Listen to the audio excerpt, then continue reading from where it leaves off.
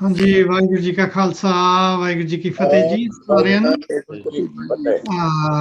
Welcome to the programme, ਜਿਹੜਾ weekly programme ਸਾਡਾ ਹਰੇਕ ਬੁੱਧਵਾਰ ਰਾਤ ਨੂੰ ਹੁੰਦਾ। ਇਹ ਸਾਡੇ ਪ੍ਰੋਗਰਾਮ ਦਾ ਨਾਮ ਹੈ ਜੀ ਟਿਪਸ ਫॉर ਗੁੱਡ ਲਾਈਫ, ਸੁਖੀ ਜੀਵਨ ਦੇ ਰਾਜ਼। ਇਹ ਵਾਇਸ ਆਫ ਮਾਨਵਤਾ ਟੀਵੀ ਤੇ ਨਿਊਜ਼ ਦਾ ਪ੍ਰੋਗਰਾਮ ਹੈ ਜਿਹਨੂੰ ਕੋਆਰਡੀਨੇਟ ਕਰ ਰਹੇ ਨੇ ਸਰ ਮੇਘਰਾਜ ਸਿੰਘ ਜੀ। ਤੁਹਾਡੇ ਸਾਰਿਆਂ ਨੂੰ ਦੇਸ਼ਾਂ ਵਿਦੇਸ਼ਾਂ ਦੇ ਵਿੱਚ ਆਏ ਬੈਠੇ ਸੁਣ ਰਹੇ ਸੱਜਣਾਂ ਨੂੰ ਸਾਰਿਆਂ ਨੂੰ ਜੀ ਆਇਆਂ। ਤੁਹਾਡੇ ਆਪੋ ਆਪਣੇ ਪਿਛੋਕੜ ਮੁਤਾਬਕ ਗ੍ਰੀਟਿੰਗਸ। ਤੇ ਪ੍ਰੋਗਰਾਮ ਅੱਜ ਅਸੀਂ ਸ਼ੁਰੂ ਕਰਨ ਜਾ ਰਹੇ ਹਾਂ, ਜਿਹਦੇ ਵਿੱਚ ਸਾਡਾ ਟੌਪਿਕ ਹੈ ਜੀ ਗੁਰੂ ਗ੍ਰੰਥ ਸਾਹਿਬ ਮਹਾਰਾਜ ਜੀ ਦਾ, ਜਿਹਨੂੰ ਕਿ ਆਦਿ ਬੀੜ ਸੀ ਉਹ, ਜਿਹਦਾ ਕਿ ਪਹਿਲਾ ਪ੍ਰਕਾਸ਼ ਹਰਮੰਦਰ ਸਾਹਿਬ ਵਿਖੇ ਗੁਰੂ ਅਰਜਨ ਦੇਵ ਜੀ ਨੇ ਕੀਤਾ, ਕਰਵਾਇਆ ਬਾਬਾ ਬੁੱਢਾ ਜੀ ਦੇ ਨਾਲ। ਉਹਨਾਂ ਨੂੰ ਪਹਿਲਾਂ ਗ੍ਰੰਥੀ ਸਾਹਿਬਾਨ ਬਣਾਇਆ ਤੇ ਲੇਕਿਨ ਉਸ ਪ੍ਰਕਾਸ਼ ਮੂਲ ਨਾਨਕ ਸ਼ਾਹੀ ਕੈਲੰਡਰ ਦੇ ਮੁਤਾਬਕ ਉਹਦੀ ਜਿਹੜੀ ਡੇਟ ਹੈ ਉਹ 1 ਸਤੰਬਰ ਹੈ। ਸੋ ਅੱਜ 31 ਅਗਸਤ ਹੈ। ਸੋ ਨਾਲ ਇਹਨਾਂ ਦਿਨਾਂ ਦੇ ਵਿੱਚ ਹੀ ਹੈ, ਕਈ ਜਗ੍ਹਾ ਪੁਰਾਣੇ ਕੈਲੰਡਰ ਤੱਕ ਮਨਾ ਵੀ ਰਹੇ ਨੇ, ਮਨਾ ਚੁੱਕੇ ਨੇ, but it's not the day, it's the event. But ਮੂਲ ਨਾਨਕ ਸ਼ਾਹੀ ਕੈਲੰਡਰ ਬੰਨੇ ਤੇ ਪਾਲ ਸਿੰਘ ਪੂਰੇਵਾਲ ਉਹਨਾਂ ਦੀ ਖੋਜ ਭਰਪੂਰ ਬੜੇ ਸਾਲਾਂ ਦੀ ਮਿਹਨਤ ਤੋਂ ਬਾਅਦ ਉਹਨਾਂ ਨੇ ਕੈਲੰਡਰ ਬਣਾਇਆ ਸੀ, ਜਿਹੜਾ ਕਿ ਰਾਜਸੀ ਘਾਣ ਦੇ ਵਿੱਚ ਹੀ ਇੱਧਰ ਉੱਧਰ ਹੋ ਗਿਆ। ਪਰ ਐਨੀਵੇ ਸਾਡਾ ਟੌਪਿਕ ਹੈ ਗੁਰੂ ਗ੍ਰੰਥ ਸਾਹਿਬ ਮਹਾਰਾਜ ਦਾ ਪਹਿਲਾ ਪ੍ਰਕਾਸ਼। ਤੇ ਨਾਲ ਹੀ ਇਹਨਾਂ ਦਿਨਾਂ ਦੇ ਵਿੱਚ ਹੀ USA ਕੈਨੇਡਾ ਦੇ ਵਿੱਚ ਲੇਬਰ ਡੇ ਵੀ ਮਨਾਇਆ ਜਾ ਰਿਹਾ ਹੈ ਜੀ। ਲੇਬਰ ਡੇ ਸੈਲੀਬ੍ਰੇਸ਼ਨ ਹੈ, ਲੌਂਗ ਵੀਕਐਂਡ ਹੈ।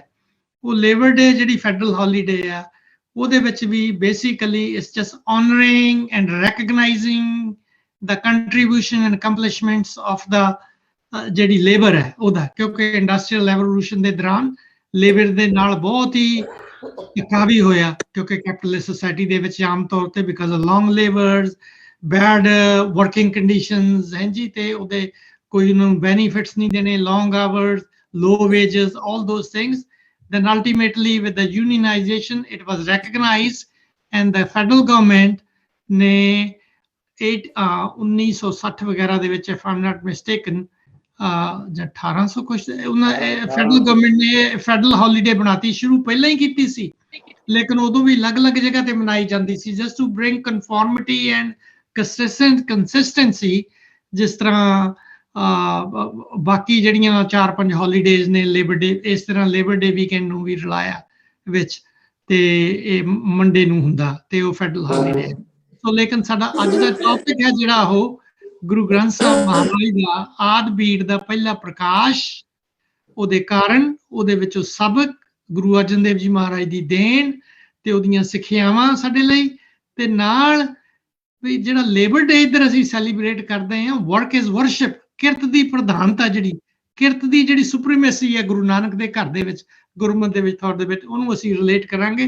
ਤਾਂ ਤੁਹਾਡੇ ਸਾਰਿਆਂ ਨੂੰ ਜੀ ਆਇਆਂ ਤੇ ਸਾਰਿਆਂ ਦੇ ਵਿਚਾਰ ਲਵਾਂਗੇ 5-5 7-7 ਮਿੰਟ ਲਈ। ਪਹਿਲਾਂ ਅੱਜ ਦੇ ਪ੍ਰੋਗਰਾਮ ਸ਼ੁਰੂ ਕਰਨ ਤੋਂ ਪਹਿਲਾਂ ਸਾਡੇ ਕੋਲੇ 1-2 ਕਵਿਤਾਵਾਂ ਨੇ। ਅਸੀਂ ਮੈਂ ਆਸਕ ਡਾਕਟਰ ਇੰਦਰਜੀਤ ਸਿੰਘ ਜੀ ਵਾਸੂ ਉਹਨਾਂ ਨੂੰ ਵੀ ਅੱਜ ਦੇ ਮੌਕੇ ਤੇ ਜਿਹੜੀ ਕਵਿਤਾ ਹੈ ਤੁਸੀਂ ਆਪਦੀ ਸੁਣਾਓ ਜੀ, ਸ਼ੁਰੂ ਕਰੋ ਜੀ। ਅੱਜ ਦੀ ਦੇ ਪੈਨ ਪਿਆ ਸੀ ਮੇਰਾ ਟੇਬਲ ਤੋਂ, ਮੈਂ ਲਿਆਂਦਾ ਪੈਨ। ਗੁਰੂ ਪਿਆਰਿਓ, ਵਾਹਿਗੁਰੂ ਜੀ ਕਾ ਖਾਲਸਾ, ਵਾਹਿਗੁਰੂ ਜੀ ਕੀ ਫਤਿਹ। ਇਹ ਕਵਿਤਾ ਜੋ ਹੈ ਗ੍ਰੰਥ ਸਾਹਿਬ ਜੀ ਦੇ ਫਲਸਫੇ ਨੂੰ ਪੇਸ਼ ਕਰਦੀ ਹੈ, ਔਰ ਸਮੱਸਿਆ ਤੇ ਕਵਿਤਾ ਹੈ। ਗੁਰੂ ਗ੍ਰੰਥ ਹੈ ਗੁਰੂ ਮਹਾਨ ਸਾਡਾ। ਇਸ ਤਰ੍ਹਾਂ ਪੇਸ਼ ਹੈ ਕਿ ਸ਼ਬਦ ਗੁਰੂ ਹੈ ਨਿਤ ਨਵੀਨ ਸਾਡਾ, ਸੱਚਾ ਧਰਮ ਤੇ ਸੱਚਾ ਈਮਾਨ ਸਾਡਾ। ਇਹ ਰਹਿਮਤਾਂ ਬਰਕਤਾਂ ਬਖਸ਼ਦਾ ਏ, ਸੱਚੇ ਰੱਬ ਦਾ ਨੂਰੀ ਅਸਥਾਨ ਸਾਡਾ। ਹਰੀ ਮੰਦਰ ਸਰੀਰ ਬਣਾ ਕੇ, ਹਰੀ ਮੰਦਰ ਸਰੀਰ ਬਣਾ ਕੇ ਬਦਲਦਾ। ਇੱਕ ਮਿੰਟ ਹੋਲਡ ਕਰੋ ਜੀ। I'll ask all the participants please, ਤੁਸੀਂ ਆਪਦੇ ਜਿਹੜੇ ਮਿਊਟ ਕਰ ਲਓ ਜੀ ਆਪਣੇ ਆਪ ਨੂੰ, ਬੜੀ ਮਿਹਰਬਾਨੀ ਹੋਊਗੀ। ਥੈਂਕ ਯੂ ਜੀ। Sorry doctor Vasu, go ahead please. ਸ਼ਬਦ ਗੁਰੂ ਹੈ ਨਿਤ ਨਵੀਨ ਸਾਡਾ, ਸੱਚਾ ਧਰਮ ਤੇ ਸੱਚਾ ਈਮਾਨ ਸਾਡਾ। ਇਹ ਰਹਿਮਤਾਂ ਬਰਕਤਾਂ ਬਖਸ਼ਦਾ ਏ, ਸੱਚੇ ਰੱਬ ਦਾ ਨੂਰੀ ਅਸਥਾਨ ਸਾਡਾ। ਹਰੀ ਮੰਦਰ ਸਰੀਰ ਬਣਾ ਕੇ ਤੇ ਇਹ ਬਦਲਦਾ ਕੁੱਲ ਜਹਾਨ ਸਾਡਾ। ਚੜ੍ਹਦੀ ਕਲਾ ਸਰਬੱਤ ਦਾ ਭਲਾ ਦੇਵੇ, ਇਹ ਹੈ ਜੀਣ ਦਾ ਕੁੱਲ ਸਮਾਨ ਸਾਡਾ। ਵਾਹ ਇਹ ਜੀ। ਹੈ ਦੀਪ ਤੋਂ ਦੀਪ ਜਗਾਉਣ ਵਾਲਾ, ਜੀਵਨ ਬਣ ਗਿਆ ਇੱਕ ਵਰਦਾਨ ਸਾਡਾ, ਤੇ ਬਖਸ਼ੇ ਜੀਵ ਨੂੰ ਰੂਹ ਦੀ ਪਾਤਸ਼ਾਹੀ। ਗੁਰੂ ਗ੍ਰੰਥ ਹੈ ਗੁਰੂ ਮਹਾਨ ਸਾਡਾ। ਬਾਣੀ ਆਈ ਹੈ ਤੁਰ ਦਰਗਾਹ ਵਿੱਚੋਂ, ਸ਼ਬਦ ਆਏ ਨੇ ਦੇਵੀ ਫਰਮਾਨ ਲੈ ਕੇ, ਸਾਡੇ ਦੇਹ ਲਈ ਜੋਤ ਪ੍ਰਕਾਸ਼ ਲੈ ਕੇ, ਸਾਡੇ ਜੀਵਨ ਲਈ ਨਾਮ ਦਾ ਦਾਨ ਲੈ ਕੇ। ਸ਼ਬਦ ਆਏ ਨੇ, ਬਦਲਣ ਆਏ ਨੇ ਚਾਜੇ ਚਾਰ ਸਾਡਾ। ਇਹ ਆਏ ਨੇ ਦੇਵੀ ਕਲਿਆਣ ਲੈ ਕੇ, ਇਹ ਆਏ ਨੇ ਖਿਮਾ ਸਿਗਾਰ ਲੈ ਕੇ, ਬੇਗਮਪੁਰੇ ਦਾ ਸਾਰਾ ਸਮਾਨ ਲੈ ਕੇ। ਇਹ ਪੋਥੀ ਪਰਮੇਸ਼ਰ ਦਾ ਥਾਨ ਪਿਆਰਾ, ਦੀਨ ਦੁਨੀ ਦਾ ਗੌਰਵ ਮਾਨ ਸਾਡਾ। ਉਹ ਭਵ ਸਾਗਰੋਂ ਜਿਸ ਨੇ ਪਾਰ ਕਰਨਾ, ਗੁਰੂ ਗ੍ਰੰਥ ਹੈ ਗੁਰੂ ਮਹਾਨ ਸਾਡਾ। ਤੋ ਤੇਰੀ ਸੋਚ ਵਿੱਚ ਸ਼ਬਦ ਪ੍ਰਵੇਸ਼ ਕਰਕੇ ਬਦਲ ਦੇਗਾ ਬੋਲ ਚਾਲ ਤੇਰੀ, ਤੇਰੇ ਕੰਮਾਂ 'ਚ ਗਤੀਸ਼ੀਲ ਹੋ ਕੇ ਬਦਲ ਦੇਗਾ ਜੀਵਨ ਢਾਲ ਤੇਰੀ। ਸਬਰ ਸਿਦਕ ਵਿੱਚ ਤੈਨੂੰ ਸ਼ਹੀਦ ਕਰਕੇ ਢਾਲ ਦੇਗਾ ਜੀਵਨ ਦੀ ਢਾਲ ਤੇਰੀ। ਉਹ ਜਦੋਂ ਸ਼ਬਦ ਨੇ ਦੇਹੀ ਤੇ ਰਾਜ ਕਰਨਾ, ਹੋ ਜਾਣੀ ਹੈ ਫੇਰ ਕਮਾਲ ਤੇਰੀ। ਜਿੰਦਾ ਜਾਗਦਾ ਫੇਰ ਹੈ ਨਜ਼ਰ ਆਉਣਾ, ਬਚਨ ਗੁਰੂ ਦਾ ਬਣੂ ਅਗਵਾਨ ਸਾਡਾ। ਉਹ ਗਲਤ ਰਾਹ ਤੋਂ ਸਾਨੂੰ ਮੋੜਦਾ ਹੈ, ਗੁਰੂ ਗ੍ਰੰਥ ਹੈ ਗੁਰੂ ਮਹਾਨ ਸਾਡਾ। ਇਹ ਪੋਥੀ ਪਰਮੇਸ਼ਰ ਦਾ ਥਾਨ ਵੀ ਏ, ਜੀਵਨ ਲਈ ਇਹ ਜੀਵਨ ਦਾ ਤਾਲ ਵੀ ਏ। ਇਹ ਬਾਣੀ ਬ੍ਰਹਮ ਗਿਆਨ ਵੀ ਏ, ਉਹ ਜਗ ਲਈ ਪਰੋਸਿਆ ਥਾਲ ਵੀ ਏ। ਸਤ ਸੰਤੋਖ ਤੇ ਭਾਵ ਵਿਚਾਰ ਵਾਲਾ, ਭੋਜਨ ਰੂਹ ਲਈ ਬੜਾ ਕਮਾਲ ਵੀ ਏ। ਉਹ ਸਜਿਆ ਨਾਮ ਹੈ ਪ੍ਰੇਮ ਪਿਆਲਿਆਂ ਵਿੱਚ, ਤੇ ਗੁਰਮੁਖ ਹੰਸਾਂ ਨੂੰ ਜਿਸ ਦੀ ਭਾਲ ਵੀ ਏ। ਤੋਸ਼ਾ ਨਾਮ ਦਾ ਅਜ਼ਮਤ ਸ਼ਾਨ ਵਾਲਾ,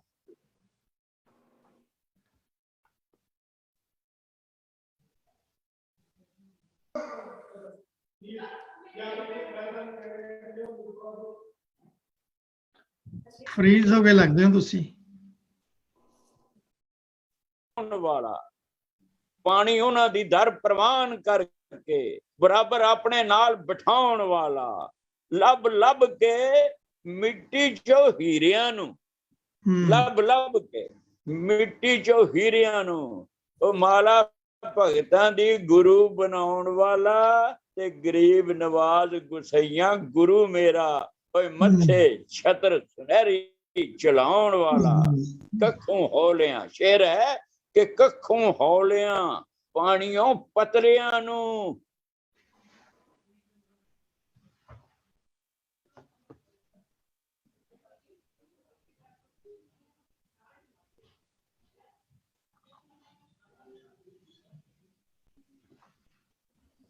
ਹੈਲੋ ਵਾਸੂ ਸਾਹਿਬ, ਤੁਸੀਂ ਮੇਰਾ ਖਿਆਲ ਫਰੀਜ਼ ਹੋ ਗਿਆ ਲੱਗਦਾ, ਦੇਖ ਲਓ ਕਿਤੇ ਮਿਊਟ ਤਾਂ ਨਹੀਂ ਹੋਏ। ਯੋਧੇ ਵੀਰ ਬਹਾਦਰ ਪੈਦਾ ਕੀਤੇ ਨੇ ਕਿ ਸ਼ਕਤੀਸ਼ਾਲੀ ਗ੍ਰੰਥ ਦੇ ਫਲਸਫੇ ਨੇ।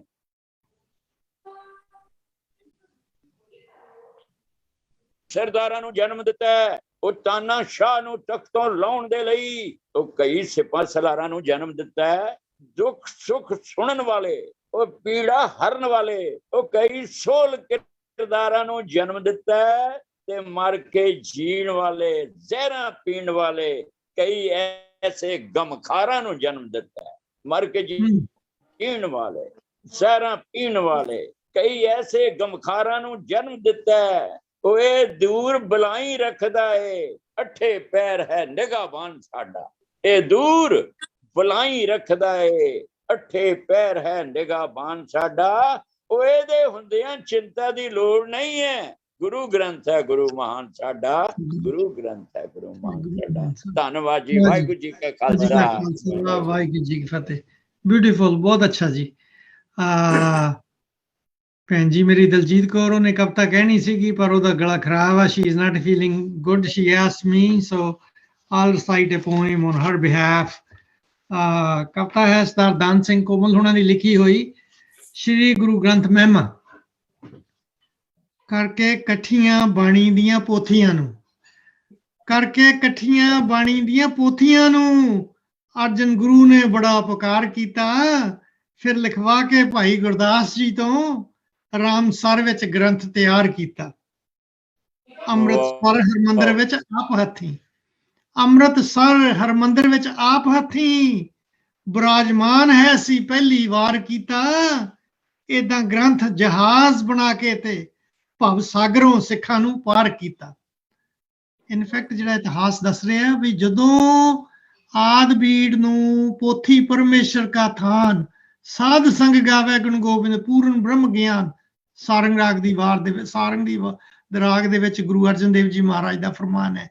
जदों कहंदे पोथी दा प्रकाश उत्थे कीता हरमंदिर साहब, उस तो बाद जदों ਆਪਾਂ ਨੂੰ पता भी ਅਸੀਂ ਜਦੋਂ सिखासन करके बीड़ ਉੱਪਰ ਲਜਾਈ ਜਾਂਦੀ ਅਕਾਲ ਤਖਤ ਸਾਹਿਬ ਤੇ ਕਹਿੰਦੇ ਮਹਾਰਾਜ ਨੇ ਉੱਥੇ बीड़ ਦੇ ਉੱਥੇ ਕਹਿੰਦੇ ਆਪ ਚੱਦਰ ਵਿਛਾ ਕੇ ਪੈਂਦੇ ਸੀ। ਬਾਣੀ ਜਿਹੜੀ ਸੀ ਕਿਉਂਕਿ ਬਾਣੀ ਵਾਹੋ ਵਾਹੋ ਬਾਣੀ ਨਿਰੰਕਾਰ ਹੈ ਤਿਸ ਜੇ ਵਰਨਾ ਕੋਈ, ਉਹਨੂੰ ਪਲੰਗ ਦੇ ਉੱਤੇ ਬਿਰਾਜਮਾਨ ਕਰਦੇ ਸੀ ਉਸ ਨੂੰ ਪ੍ਰਕਾਸ਼ ਨੂੰ। ਸੋ ਇਸ ਲਈ ਕਹਿ ਰਹੇ ਨੇ ਅੰਮ੍ਰਿਤਸਰ ਹਰਮੰਦਿਰ ਵਿੱਚ ਆਪ ਹੱਥੀ ਬਿਰਾਜਮਾਨ ਹੈ ਸੀ ਪਹਿਲੀ ਵਾਰ ਕੀਤਾ। ਇਦਾਂ ਗ੍ਰੰਥ ਜਹਾਜ਼ ਬਣਾ ਕੇ ਤੇ ਭਵ ਸਾਗਰੋਂ ਸਿੱਖਾਂ ਨੂੰ ਪਾਰ ਕੀਤਾ। ਤੁਰਕੀ ਬਾਣੀ ਦੇ ਇਸ ਗ੍ਰੰਥ ਅੰਦਰ, ਤੁਰਕੀ ਬਾਣੀ ਦੇ ਇਸ ਗ੍ਰੰਥ ਅੰਦਰ ਦਸਾਂ ਗੁਰੂਆਂ ਦੀ ਬੋਲਦੀ ਆਤਮਾ ਏ। ਤੁਰਕੀ ਬਾਣੀ ਦੇ ਇਸ ਗ੍ਰੰਥ ਅੰਦਰ ਦਸਾਂ ਗੁਰੂਆਂ ਦੀ ਬੋਲਦੀ ਆਤਮਾ ਏ। ਜੇਕਰ ਅੰਦਰ ਦੀ ਅੱਖ ਦੇ ਨਾਲ ਤਕੀਏ ਦਿਸਦਾ ਇਹਦੇ ਵਿੱਚ ਬੈਠਾ ਪਰਮਾਤਮਾ ਹੈ। ਚਾਰੇ ਵੇਦ ਅੰਜੀਲ ਕੁਰਾਨ ਲੈ ਕੇ ਸਭ ਗ੍ਰੰਥ ਪੜ੍ਹ ਕੇ ਵੱਖੋ ਵੱਖ ਵੇਖੋ, ਇੱਕ ਰੱਬ ਨੂੰ ਸਭਨਾਂ ਨੇ ਮੰਨ ਕੇ ਵੀ ਰੱਖਿਆ, ਆਪਣੇ ਮਜ਼ਹਬ ਦਾ ਪੱਖ ਵੇਖੋ। ਇਹ ਪਰ ਗੁਰੂ ਗ੍ਰੰਥ ਦੇ ਪੰਨਿਆਂ ਤੇ, ਇਹ ਪਰ ਗੁਰੂ ਗ੍ਰੰਥ ਦੇ ਪੰਨਿਆਂ ਤੇ ਭਾਵੇਂ ਕਿਸੇ ਕਸਵੱਟੀ ਤੇ ਰੱਖ ਵੇਖੋ। ਜਾਤ ਪਾਤ ਜਮਾਤ ਦਾ ਵਿਤਕਰਾ ਨਹੀਂ, ਸਭਨਾਂ ਭਗਤਾਂ ਦੀ ਬਾਣੀ ਪ੍ਰਤੱਖ ਦੇਖੋ। ਜੇਕਰ ਰਚੀ ਕਬੀਰ ਜੁਲਾਹਾ ਬਾਣੀ, ਜੇਕਰ ਰਚੀ ਕਬੀਰ ਜੁਲਾਹਾ ਬਾਣੀ ਤਾਂ ਫਰੀਦ ਤੇ ਸਦਨਾ ਕਸਾਈ ਵੀ ਏ। ਜੇ ਰਵਿਦਾਸ ਚਮਾਰ ਤੇ ਜੱਟ ਤਨਾ ਨਾਮਦੇਵ ਛੀਂਬਾ ਸੈਣਨਾਈ ਵੀ ਏ। ਸਾਰੇ ਭਗਤਾਂ ਦੀ ਬਾਣੀ। ਇਹ ਉਹ ਸੂਰਜ ਹੈ ਜਿਸ ਦੀ ਕਿਰਨ ਇੱਕੋ, ਗੁਰੂ ਗ੍ਰੰਥ ਸਾਹਿਬ ਮਹਾਰਾਜ ਬਾਣੀ। ਇਹ ਉਹ ਸੂਰਜ ਹੈ ਜਿਸ ਦੀ ਕਿਰਨ ਇੱਕੋ, ਨੇਰੇ ਮਨਾਂ ਚ ਚਾਨਣਾ ਕਰ ਦੇਵੇ।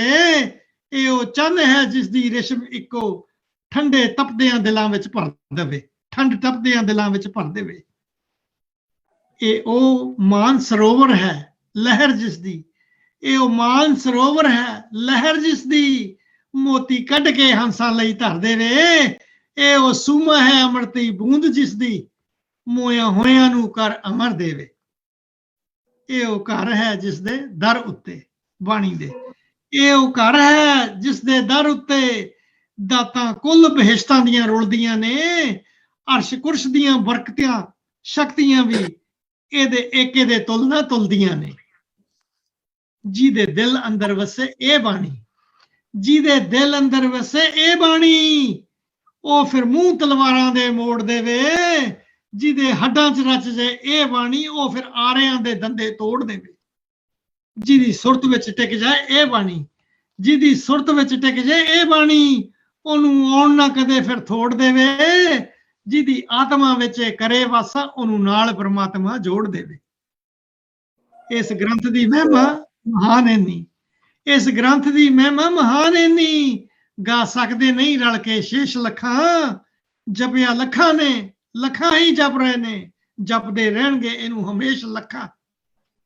ਜਗਦੀ ਪਈ ਇਸ ਜਗਮਗ ਜੋਤ ਵਿੱਚੋਂ, ਜਗਦੀ ਪਈ ਇਸ ਜਗਮਗ ਜੋਤ ਵਿੱਚੋਂ ਬਾਣੀ ਦੀ ਅਨਹਦ ਸ਼ਬਦ ਮਿਲਦਾ ਤੇ ਧਿਆਨ ਮਿਲਦਾ, ਸਤ ਸੰਤੋਖ ਮਿਲਦਾ, ਦਇਆ ਧਰਮ ਮਿਲਦਾ, ਅੰਮ੍ਰਿਤ ਰਸ ਸਿੱਖੀ ਸਦਕ ਮਿਲਦਾ, ਨਾਮਦਾਨ ਮਿਲਦਾ।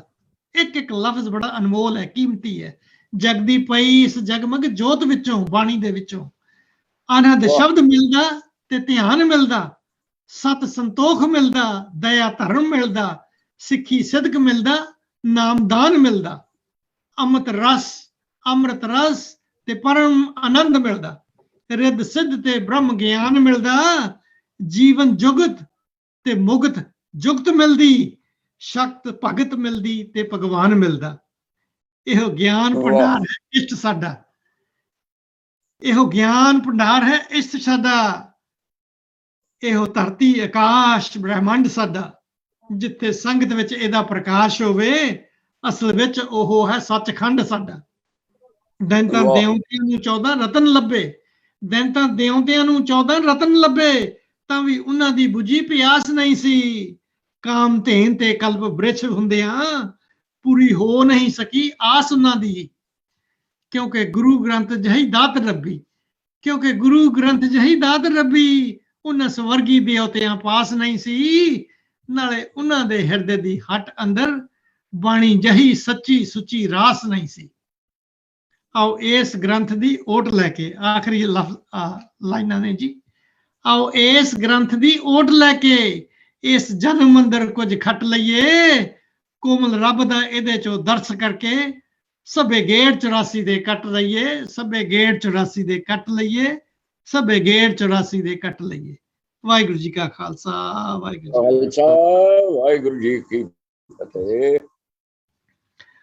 ਹੁਣ ਮੈਂ ਕਵਿਤਾਵਾਂ ਦੇ ਦੌਰ ਤੋਂ ਬਾਅਦ ਮੈਂ ਕਹਾਂਗਾ ਗਿਆਨੀ ਧਰਮ ਸਿੰਘ ਹੋਣਾ ਨੂੰ ਜੀ, ਤੁਸੀਂ ਜੀ ਅੱਜ ਦੇ ਇਸ ਜਿਹੜਾ ਪਹਿਲਾ ਪ੍ਰਕਾਸ਼ ਪੁਰਬ ਗੁਰੂ ਗ੍ਰੰਥ ਸਾਹਿਬ ਦਾ ਤੇ ਨਾਲ ਉਹਦੇ ਉੱਤੇ ਤੁਸੀਂ ਆਪਦੇ 5-6 ਮਿੰਟਾਂ ਲਈ ਆਪਦੇ ਵਿਚਾਰ ਦੱਸੋ ਜੀ। ਗਿਆਨੀ ਧਰਮ ਸਿੰਘ ਜੀ। ਵਾਹਿਗੁਰੂ ਜੀ ਕੀ ਫਤਿਹ। ਸਾਹਿਬ ਸ੍ਰੀ ਗੁਰੂ ਗ੍ਰੰਥ ਸਾਹਿਬ ਜੀ ਮਹਾਰਾਜ ਜੀ ਦੀ ਪਾਵਨ ਬਾਣੀ ਦੇ ਤੇ ਉਹਨਾਂ ਦੇ ਬਾਰੇ ਆਪ ਜੀ ਨੇ ਬੜੀਆਂ ਸੋਹਣੀਆਂ ਕਵਿਤਾਵਾਂ ਜਿਹੜੀਆਂ ਨੇ ਡਾਕਟਰ ਵਾਸੀ ਜੀ ਨੇ ਤੇ ਡਾਕਟਰ ਸਰਦਾਰ ਦਾਨ ਸਿੰਘ ਕੋਮਲ ਹੋਰਾਂ ਦੀ ਵੀਰ ਜੀ ਨੇ ਸੁਣਾਈਆਂ ਤੇ ਉਹਦੇ ਤੇ ਬਹੁਤ ਕੁਝ ਕਿਹਾ ਗਿਆ। ਅਸਲ ਸ੍ਰੀ ਗੁਰੂ ਗ੍ਰੰਥ ਸਾਹਿਬ ਜੀ ਮਹਾਰਾਜ ਜੀ ਦੀ ਪਾਵਨ ਬਾਣੀ, ਇਹਦੀ ਸਿਫਤ ਸਲਾਹ ਤੇ ਜਦੋਂ ਗੁਰਬਾਣੀ ਦੇ ਵਿੱਚੋਂ ਅਸੀਂ ਪੜ੍ਹਦੇ ਹਾਂ ਤੇ ਫਿਰ ਹੋਰ ਕੋਈ ਗੱਲ ਰਹਿ ਨਹੀਂ ਜਾਂਦੀ। ਜਿਵੇਂ ਸਤਿਗੁਰੂ ਅਰਜਨ ਦੇਵ ਜੀ ਮਹਾਰਾਜ ਦਾ ਸ਼ਬਦ ਹੀ ਆ ਕਿ ਹਮ ਤਨਵੰਤ ਭਾਗਠ ਸੱਚ ਨਾਏ, ਹਰ ਗੁਣ ਗਾਵੇਂ ਸਹਿਜ ਸੁਭਾਏ ਰਹਾਓ। ਪਿਉ ਦਾਦੇ ਕਾ ਖੋਲ ਡਿਠਾ ਖਜ਼ਾਨਾ, ਤਾਂ ਮੇਰਾ ਮਨ ਭਇਆ ਨਿਧਾਨਾ। ਰਤਨ ਲਾਲ ਜਾ ਕਾ ਕਛੂ ਨਾ ਮੋਲ, ਭਰੇ ਭੰਡਾਰ ਅਖੂਟ ਅਤੋਲ। ਖਾਵੇਂ ਖਰਚਾ ਰਾਲ ਮਿਲ ਭਾਈ, ਤੋਟ ਨਾ ਆਵੇ ਵੱਧ ਦੋ ਜਾਏ। ਇਸੇ ਤਰ੍ਹਾਂ ਹੀ ਸਤਿਗੁਰੂ ਗ੍ਰੰਥ ਸਾਹਿਬ ਜੀ ਮਹਾਰਾਜ ਜੀ ਦੇ ਲਾਸਟ ਚ ਜਿਹੜਾ ਹੈਗਾ ਮੰਦਾਵਣੀ ਮਹਲਾ 5ਵਾਂ, ਥਾਲ ਵਿੱਚ 3 ਵਸਤੂ ਪਈਓ, ਸਤ ਸੰਤੋਖ ਵਿਚਾਰੋ। ਅੰਮ੍ਰਿਤ ਨਾਮ ਠਾकुर का पयो, जिसका सबस आधारो। जे को खावे जे को पुंचै, तिसका होए उधारो। यह वस्त तजी न जाई, नित नित राखो धारो। तम संसार चरण लग तरीया, सब नानक ब्रह्म पसारो। ਇਹ ਸਤਿਗੁਰੂ ਅਰਜਨ ਦੇਵ ਜੀ ਮਹਾਰਾਜ ਜੀ ਦੇ ਬਚਨ ਨੇ। ਤੋ ਇਹ ਸਤਿਗੁਰੂ ਗ੍ਰੰਥ ਸਾਹਿਬ ਜੀ ਮਹਾਰਾਜ ਜੀ ਦੇ ਅਸੀਂ ਕਈ ਪੱਖਾਂ ਤੋਂ ਇਹਨਾਂ ਦੀ ਮਹਾਨਤਾ ਦੇ ਬਾਰੇ ਵਿਚਾਰ ਕਰ ਸਕਦੇ ਹਾਂ। ਉਹਦੇ ਵਿੱਚੋਂ ਜਦੋਂ ਅਸੀਂ ਅਧਿਆਤਮਿਕ ਪੱਖ ਨੂੰ ਲੈਂਦੇ ਹਾਂ ਤੇ ਸਾਰੀ ਮਨੁੱਖਤਾ ਵਾਸਤੇ ਇਸ ਤੋਂ ਵਧੀਆ ਹੋਰ ਕੋਈ ਉਪਰਾਲਾ ਨਹੀਂ। ਜੇ ਪ੍ਰਮਾਤਮਾ ਦੀ ਗੱਲ ਆ ਤੇ ਫਿਰ ਇਹ ਦੱਸਿਆ ਕਿ ਹੈ ਪਰਮਾਤਮਾ ਜਰੇ ਜਰੇ ਵਸਿਆ ਹੋਇਆ, ਸਭ ਥਾਵਾਂ ਤੇ ਆ, ਹਰ ਵਕਤ ਆ, ਔਰ ਉਹਦਾ ਆਦੰਤ ਕੋਈ ਪਤਾ ਨਹੀਂ ਕਿਸੇ ਨੂੰ ਕਿ ਸਦਾ ਲਈ ਆ।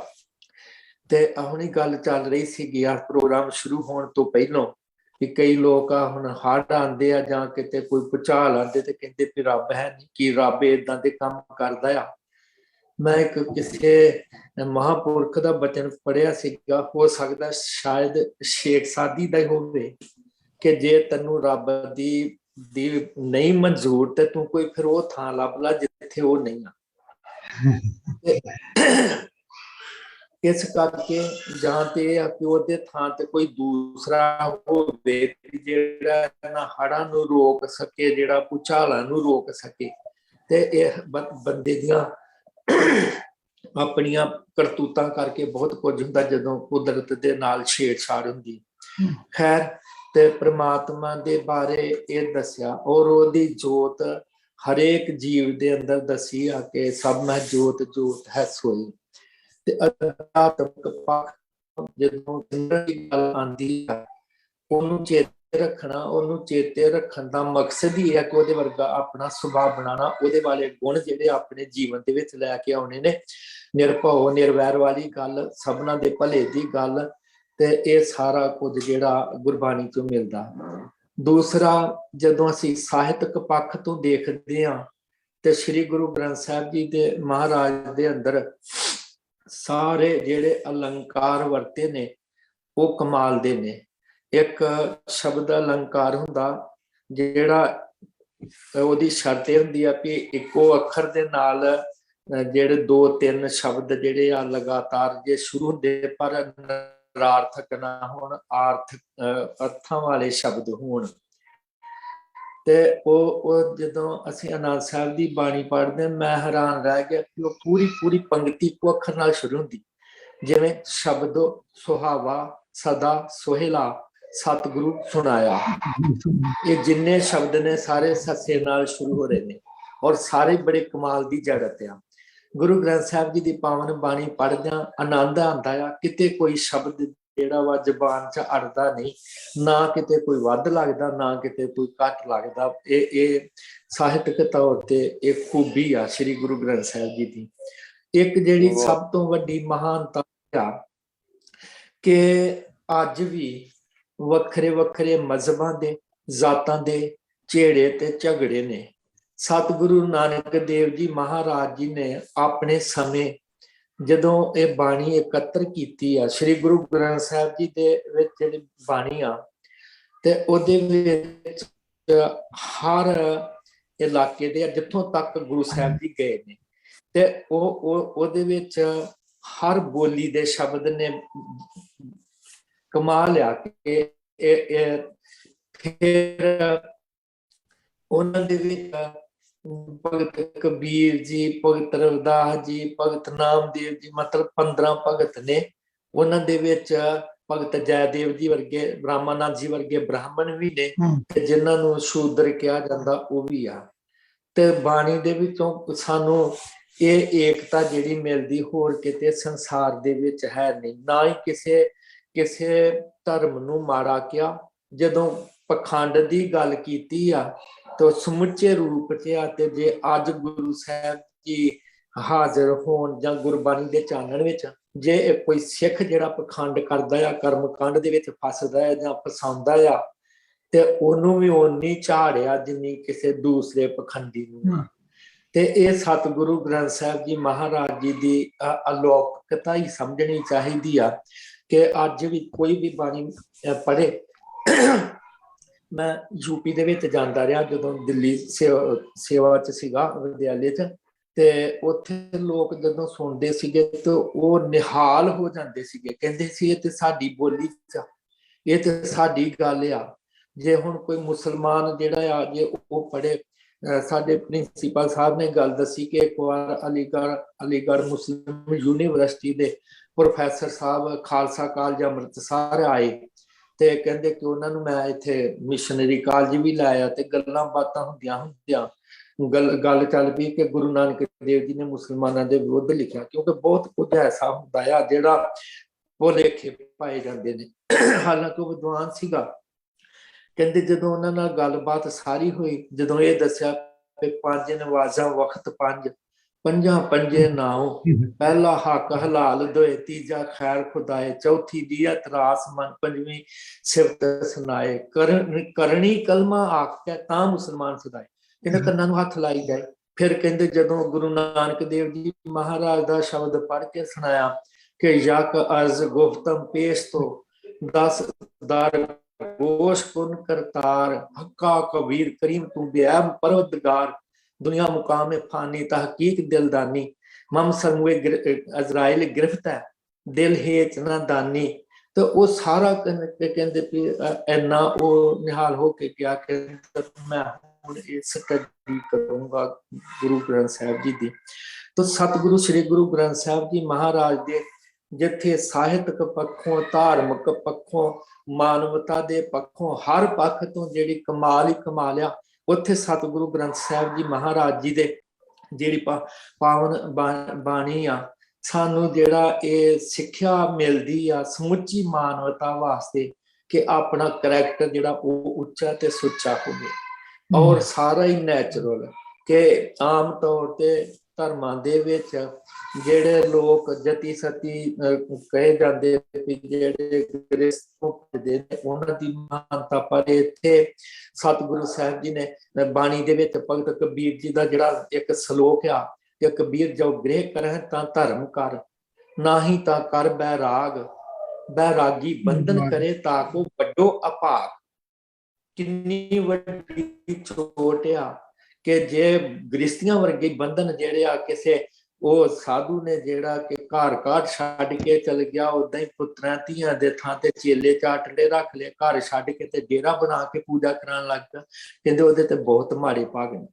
ਤੇ ਇਸ ਕਰਕੇ ਇਹ ਜਿਹੜਾ ਗੁਰੂ ਸਾਹਿਬ ਜੀ ਦਾ ਸਿੱਖਿਆ ਆ ਸਮੁੱਚੀ ਮਾਨਵਤਾ ਵਾਸਤੇ ਬੜੀ ਪਿਆਰ ਦੀ ਭਾਵਨਾ, ਸੇਵਾ ਦੀ ਭਾਵਨਾ ਦੱਸਣ ਵਾਲੀ ਆ। ਜਦੋਂ ਅਸੀਂ ਬਾਣੀ ਨੂੰ ਪੜ੍ਹਦੇ ਹਾਂ, ਜੇ ਜਪਜੀ ਸਾਹਿਬ ਪੜ੍ਹੀਏ ਤੇ ਕੱਲੇ ਮੂਲ ਮੰਤਰ ਦੇ ਵਿੱਚ ਹੀ ਜੋ ਕੁਝ ਗੁਰੂ ਸਾਹਿਬ ਜੀ ਨੇ ਪਰਮਾਤਮਾ ਦੇ ਬਾਰੇ ਕਹਿ ਦਿੱਤਾ, ਤੇ ਉਹਦੀ ਇੱਕ ਇੱਕ ਅੱਖਰ ਦੀ ਵਿਆਖਿਆ ਜਿਹੜੀ ਆ ਉਹ ਜਿੰਨੀ ਮਰਜ਼ੀ ਕਰੀ ਜਾਓ, ਸਾਰੇ ਗੁਰੂ ਗ੍ਰੰਥ ਸਾਹਿਬ ਦੇ ਵਿੱਚ ਉਹੀ ਹੀ ਵਿਆਖਿਆ ਹੀ ਆ। ਸੋ ਇਹ ਸਤਿਗੁਰੂ ਸਾਹਿਬ, ਗੁਰੂ ਗ੍ਰੰਥ ਸਾਹਿਬ ਜੀ ਦੀ ਮਹਾਨਤਾ ਜੀ। ਥੈਂਕ ਯੂ ਜੀ ਭਾਈ ਸਾਹਿਬ ਜੀ, ਗਿਆਨੀ ਧਰਮ ਸਿੰਘ ਜੀ, ਬਹੁਤ ਅੱਛਾ ਜੀ। ਹਾਂਜੀ ਮੋਲਕ ਸਿੰਘ ਜੀ, ਤੁਸੀਂ ਕੀ ਕਹਿਣਾ ਚਾਹੋਗੇ? ਜਿਹੜਾ ਐਸਪੈਕਟ ਇਹਨਾਂ ਨੇ ਨਹੀਂ ਕਵਰ ਕੀਤਾ ਉਹਦੇ ਉੱਤੇ ਤੁਸੀਂ ਚਾਨਣਾ ਪਾਓ ਕੁਛ। ਹਾਂਜੀ, ਮੈਂ ਜੀ ਆਪਣਾ ਗੁਰੂ ਨਾਨਕ ਦੇਵ ਜੀ ਦਾ ਇੱਕ ਸ਼ਬਦ ਲੈ ਕੇ, ਗੁਰੂ ਨਾਨਕ ਸਾਹਿਬ ਜੀ ਨੇ ਆਪਾਂ ਨੂੰ ਸਾਰਿਆਂ ਨੂੰ ਵੱਖ-ਵੱਖ ਕਿੱਤਿਆਂ ਵਿੱਚ ਕੰਮ ਕਰਦਿਆਂ ਹੋਇਆਂ ਕੀ ਦੱਸਿਆ ਕਿਸ ਤਰ੍ਹਾਂ ਕਰਨਾ। ਤੇ ਸ਼ਬਦ ਹੈਗਾ ਸੋਹਰੇ ਠਾਗ, ਦੂਸਰਾ ਸ਼ਬਦ ਹੈ 595 ਤੋਂ 96 ਅੰਕ ਤੱਕ। ਮਨ ਹਾਲੀ ਕਿਰਸਾਨੀ ਕਰਨੀ, ਸ਼ਰਮ ਪਾਣੀ ਤਨ ਖੇਤ, ਨਾਮ ਵੀ ਸੰਤੋਖ ਸੁਹਾਗਾ, ਰੱਖ ਗਰੀਬੀ ਵੇਸ। ਸਭ ਤੋਂ ਪਹਿਲਾਂ ਗੁਰੂ ਨਾਨਕ ਦੇਵ ਜੀ ਨੇ ਕਿਸਾਨਾਂ ਨੂੰ ਦੱਸਿਆ ਵੀ ਕਿਸਾਨੀ ਕਿਸ ਤਰ੍ਹਾਂ ਦੀ ਹੋਣੀ ਚਾਹੀਦੀ ਆ। ਕਿਸਾਨ ਸਾਵਧਾਨ ਹੋਵੇ, ਡਿਸਿਪਲਿਨਡ ਹੋਵੇ, ਉਹਦਾ ਜਿਹੜੀ ਕਰਨੀ ਆ ਉਹ ਪ੍ਰਧਾਨ ਹੋਵੇ, ਉਹ ਸੰਤੋਖੀ ਹੋਵੇ, ਉਦਮੀ ਹੋਵੇ ਤੇ ਸਾਦੇ ਜੀਵਨ ਵਾਲਾ ਹੋਵੇ, ਰੱਖ ਗਰੀਬੀ ਵੇਸ। ਦੂਜੇ ਨੰਬਰ ਤੇ ਗੁਰੂ ਨਾਨਕ ਦੇਵ ਜੀ ਪਾਤਸ਼ਾਹ ਨੇ ਹਟਵਾਣੀਆਂ ਨੂੰ ਲਿਆ। 4 ਹੀ ਪੇਸ਼ੇ ਗੁਰੂ ਨਾਨਕ ਦੇਵ ਜੀ ਨੇ ਲਿਆ ਜਿਹੜੇ ਆਪਣੇ ਲੇਬਰ ਦੇ ਉੱਤੇ ਗੱਲ ਚੱਲ ਰਹੀ ਆ। ਹਟਵਾਣੀਆਂ ਕਿਸ ਤਰ੍ਹਾਂ ਦਾ ਹੋਵੇ? ਸੱਚੇ ਪਾਤਸ਼ਾਹ ਕਹਿੰਦੇ ਵਣਜਾਰਿਆ ਸੋ ਵਣ ਕਰ ਲੈ ਲਾਹਾ ਮਨ ਹੱਸ। ਦੁਕਾਨਦਾਰ ਇਹੋ ਜਿਹਾ ਹੋਵੇ ਕਿ ਉਹਦੀ ਹਰ ਚੀਜ਼ ਇੰਨੀ ਪਲੇਜ਼ੈਂਟ ਹੋਵੇ, ਕਸਟਮਰ ਉੱਥੇ ਆਉਣ ਦੇ ਬਾਅਦ ਇਹ ਫੀਲ ਕਰੇਗੀ ਜਿਸ ਤਰ੍ਹਾਂ ਉਹਦਾ ਆਪਣਾ ਇੱਕ ਘਰ ਆ। ਤੇ ਹਟਵਾਣੀਆਂ ਤੋਂ ਬਾਅਦ ਸੱਚੇ ਪਾਤਸ਼ਾਹ ਸੁਦਾਗਰਾਂ ਨੂੰ ਲਿਆ। ਮਤਲਬ ਛੋਟੀ ਦੁਕਾਨ ਵਾਲੇ ਤੋਂ ਬਾਅਦ ਜਿਹੜੇ ਵੱਡੇ ਬਿਜ਼ਨਸਮੈਨ ਨੇ ਉਹ ਕਿਸ ਤਰ੍ਹਾਂ ਦੇ ਹੋਣੇ ਚਾਹੀਦੇ ਨੇ। ਗੁਰੂ ਨਾਨਕ ਦੇਵ ਜੀ ਨੇ ਪਾਤਸ਼ਾਹ ਨੇ ਸਾਨੂੰ ਹਰ ਪੱਖ ਤੋਂ ਗਾਈਡ ਕੀਤਾ ਵਾ। ਇੱਥੇ ਦੱਸਿਆ ਸੁਦਾਗਰ ਜਿਹੜਾ ਉਹ ਨਹੀਂ ਜਿਹੜਾ ਹੇਰਾ ਫੇਰੀ ਕਰਦਾ। ਸੁਦਾਗਰ ਉਹ ਆ ਖਰਚ ਬੰਨ ਚੰਗਿਆਈਆਂ, ਆਪਣੇ ਪੱਲੇ ਚੰਗਿਆਈਆਂ ਰੱਖ ਕੇ ਚੱਲ। ਇਹ ਨਾ ਐਕਸਪੈਕਟ ਕਰ ਕਿ ਅਗਲਾ ਦਿਨ ਵੀ ਆਉਣਾ ਤੇਰਾ, ਅੱਜ ਹੀ ਸਾਰਾ ਕੁਝ ਕੰਮ ਆਪਣਾ ਨਿਬੇੜ ਲਾ। ਮਤ ਮਨ ਜਾਣੇ ਕੱਲ ਦੀ ਡੀਕ ਨਾ ਕਰੀ, ਚੰਗਿਆਈ ਦੇ ਨਾਲ ਜੁੜਿਆ ਰਵੀ ਤੇ ਤੇਰਾ ਜਿਹੜਾ ਹੈ ਇਹ ਸਾਰਾ ਜਿਹੜਾ ਹੈ ਸੁਦਾਗਰੀ ਵਧੀਆ ਚੱਲੇਗੀ। ਚੌਥੇ ਨੰਬਰ ਤੇ ਗੁਰੂ ਨਾਨਕ ਦੇਵ ਜੀ ਪਾਤਸ਼ਾਹ ਨੇ ਨੌਕਰੀਆਂ ਬਾਰੇ ਦੱਸਿਆ। ਨੌਕਰੀ ਕਿਸ ਤਰ੍ਹਾਂ ਦੀ ਹੋਣੀ ਚਾਹੀਦੀ ਹੈ, ਚਾਕਰ ਕਿਸ ਤਰ੍ਹਾਂ ਦਾ ਹੋਣਾ ਚਾਹੀਦਾ। ਇਹ ਨਹੀਂ ਕਿ ਚਾਕਰੀ ਇੱਥੇ ਕਰਿਆ ਧਿਆਨ ਕਿਤੇ ਹੋ ਰਿਹਾ। ਲਾਏ ਚਿੱਤ ਕਰ ਚਾਕਰੀ, ਮਨ ਨਾਮ ਕਰ ਕੰਮ। ਜੇ ਤੂੰ ਕਿਸੇ ਕੋਲ ਕੰਮ ਕਰ ਰਿਹਾ ਤੇ ਤੇਰਾ ਚਿੱਤ ਜਿਹੜਾ ਤੇਰੀ ਜਿਹੜੀ ਹੈ ਕੌਨਸ਼ੀਅਸ ਉਹਦੇ ਵਿੱਚ ਤੇਰੀ ਜੌਬ ਵਿੱਚ ਹੋਣੀ ਚਾਹੀਦੀ ਆ, ਤਾਂ ਤੂੰ ਹੀਲੇ ਡੰਡੇ ਤੱਕ ਪਹੁੰਚ ਸਕੇਗਾ। ਇਸ ਤਰ੍ਹਾਂ ਦੀ ਗਾਈਡੈਂਸ ਗੁਰੂ ਨਾਨਕ ਦੇਵ ਜੀ ਨੇ, ਗੁਰੂ ਗ੍ਰੰਥ ਸਾਹਿਬ ਜੀ ਮਹਾਰਾਜ ਨੇ ਸਾਨੂੰ ਦਿੱਤੀ ਆ ਕਿ ਕਿਸ ਤਰੀਕੇ ਨਾਲ 4 ਪੇਸ਼ੈਂਟ ਆਪਾਂ ਕੰਮ ਕਰਨਾ।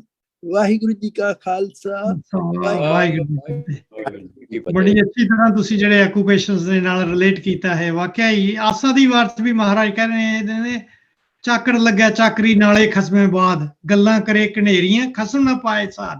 ਨੇ ਕਿ ਮੈਸੇਜ ਤਾਂ ਆਪ ਗਵਾਏ, ਸੇਵਾ करे ਤਾਂ ਕਿਸ ਕਾ ਪਾਏ ਮਾਨ। ਹੈ ਜੀ, ਬਸ ਉਹੀ ਚਾਕਰ ਪ੍ਰਵਾਨ ਹੈ ਜਿਹੜਾ ਇਦਾਂ ਦੀ ਚਾਕਰੀ ਕਰੇ। ਬਹੁਤ ਅੱਛਾ ਜੀ, ਥੈਂਕ ਯੂ ਤੁਹਾਡਾ ਬਹੁਤ ਬਹੁਤ। ਤੇ ਅੱਗੇ ਹਾਂਜੀ ਡਾਕਟਰ ਕੁਲਵਿੰਦਰ ਸਿੰਘ ਜੀ, ਤੁਸੀਂ ਕੀ ਕਹਿਣਾ ਚਾਹੋਗੇ ਜਿਹੜੀ ਚੀਜ਼ ਨਹੀਂ ਕਵਰ ਕੀਤੀ ਅੱਜ ਗੁਰੂ ਗ੍ਰੰਥ ਸਾਹਿਬ ਦੇ ਪੱਖੋਂ ਤੇ ਲੇਬਰ ਡੇ ਦੇ ਪੱਖੋਂ? ਕਿਰਤ ਦੀ ਮਹਾਨਤਾ, ਸੱਚੀ ਸੁੱਚੀ ਓਨੈਸਟ ਲਿਵਿੰਗ ਦੇ ਉੱਤੇ ਮਹਾਰਾਜ ਨੇ ਬੜਾ ਜ਼ੋਰ ਦਿੱਤਾ। ਤੇ ਨਾਲ ਆਈ ਨਹੀਂ ਕਿ ਵੀ ਕੱਲਾ ਓਨੈਸਟ ਲਿਵਿੰਗ ਹੀ ਕਰਨ ਵਾਲੇ ਵੀ ਕਹਤਾ ਆਪ ਹੀ ਨਹੀਂ ਕਰਨੀ ਨਾ, ਜਿੱਥੇ ਨਾਮ ਜਪਣਾ ਹੈ ਉੱਥੇ ਕਿਰਤ ਵੀ ਕਰਨੀ ਹੈ ਦਸਾਂ ਨੂੰ ਆਂਦੀ, ਨਾਲ ਕਹਤਾ ਵੰਡ ਕੇ ਵੀ ਛਕਣਾ, ਤਾਂ ਕਿ ਕੱਲਾ ਆਪਣੇ ਆਪ ਆਦੇ ਪਰਿਵਾਰ ਨੂੰ ਹੀ ਨਾ ਪਾਲੀ, ਆਲੇ ਦੁਆਲੇ ਤੇ ਸੰਸਾਰ ਨੂੰ ਸਮਾਜ ਦੀ ਵੀ ਟੇਕ ਕੇਅਰ ਕਰਨੀ ਹੈ। ਤੁਸੀਂ ਕੀ ਕਹਿਣਾ ਚਾਹੋਗੇ ਇਹਨਾਂ ਸ਼ਬਦਾਂ ਇਹਨਾਂ ਵਿਸ਼ਿਆਂ ਦੇ ਬਾਰੇ ਅੱਜ? ਹਾਂਜੀ ਵਾਹਿਗੁਰੂ ਜੀ ਕੀ ਫਤਿਹ।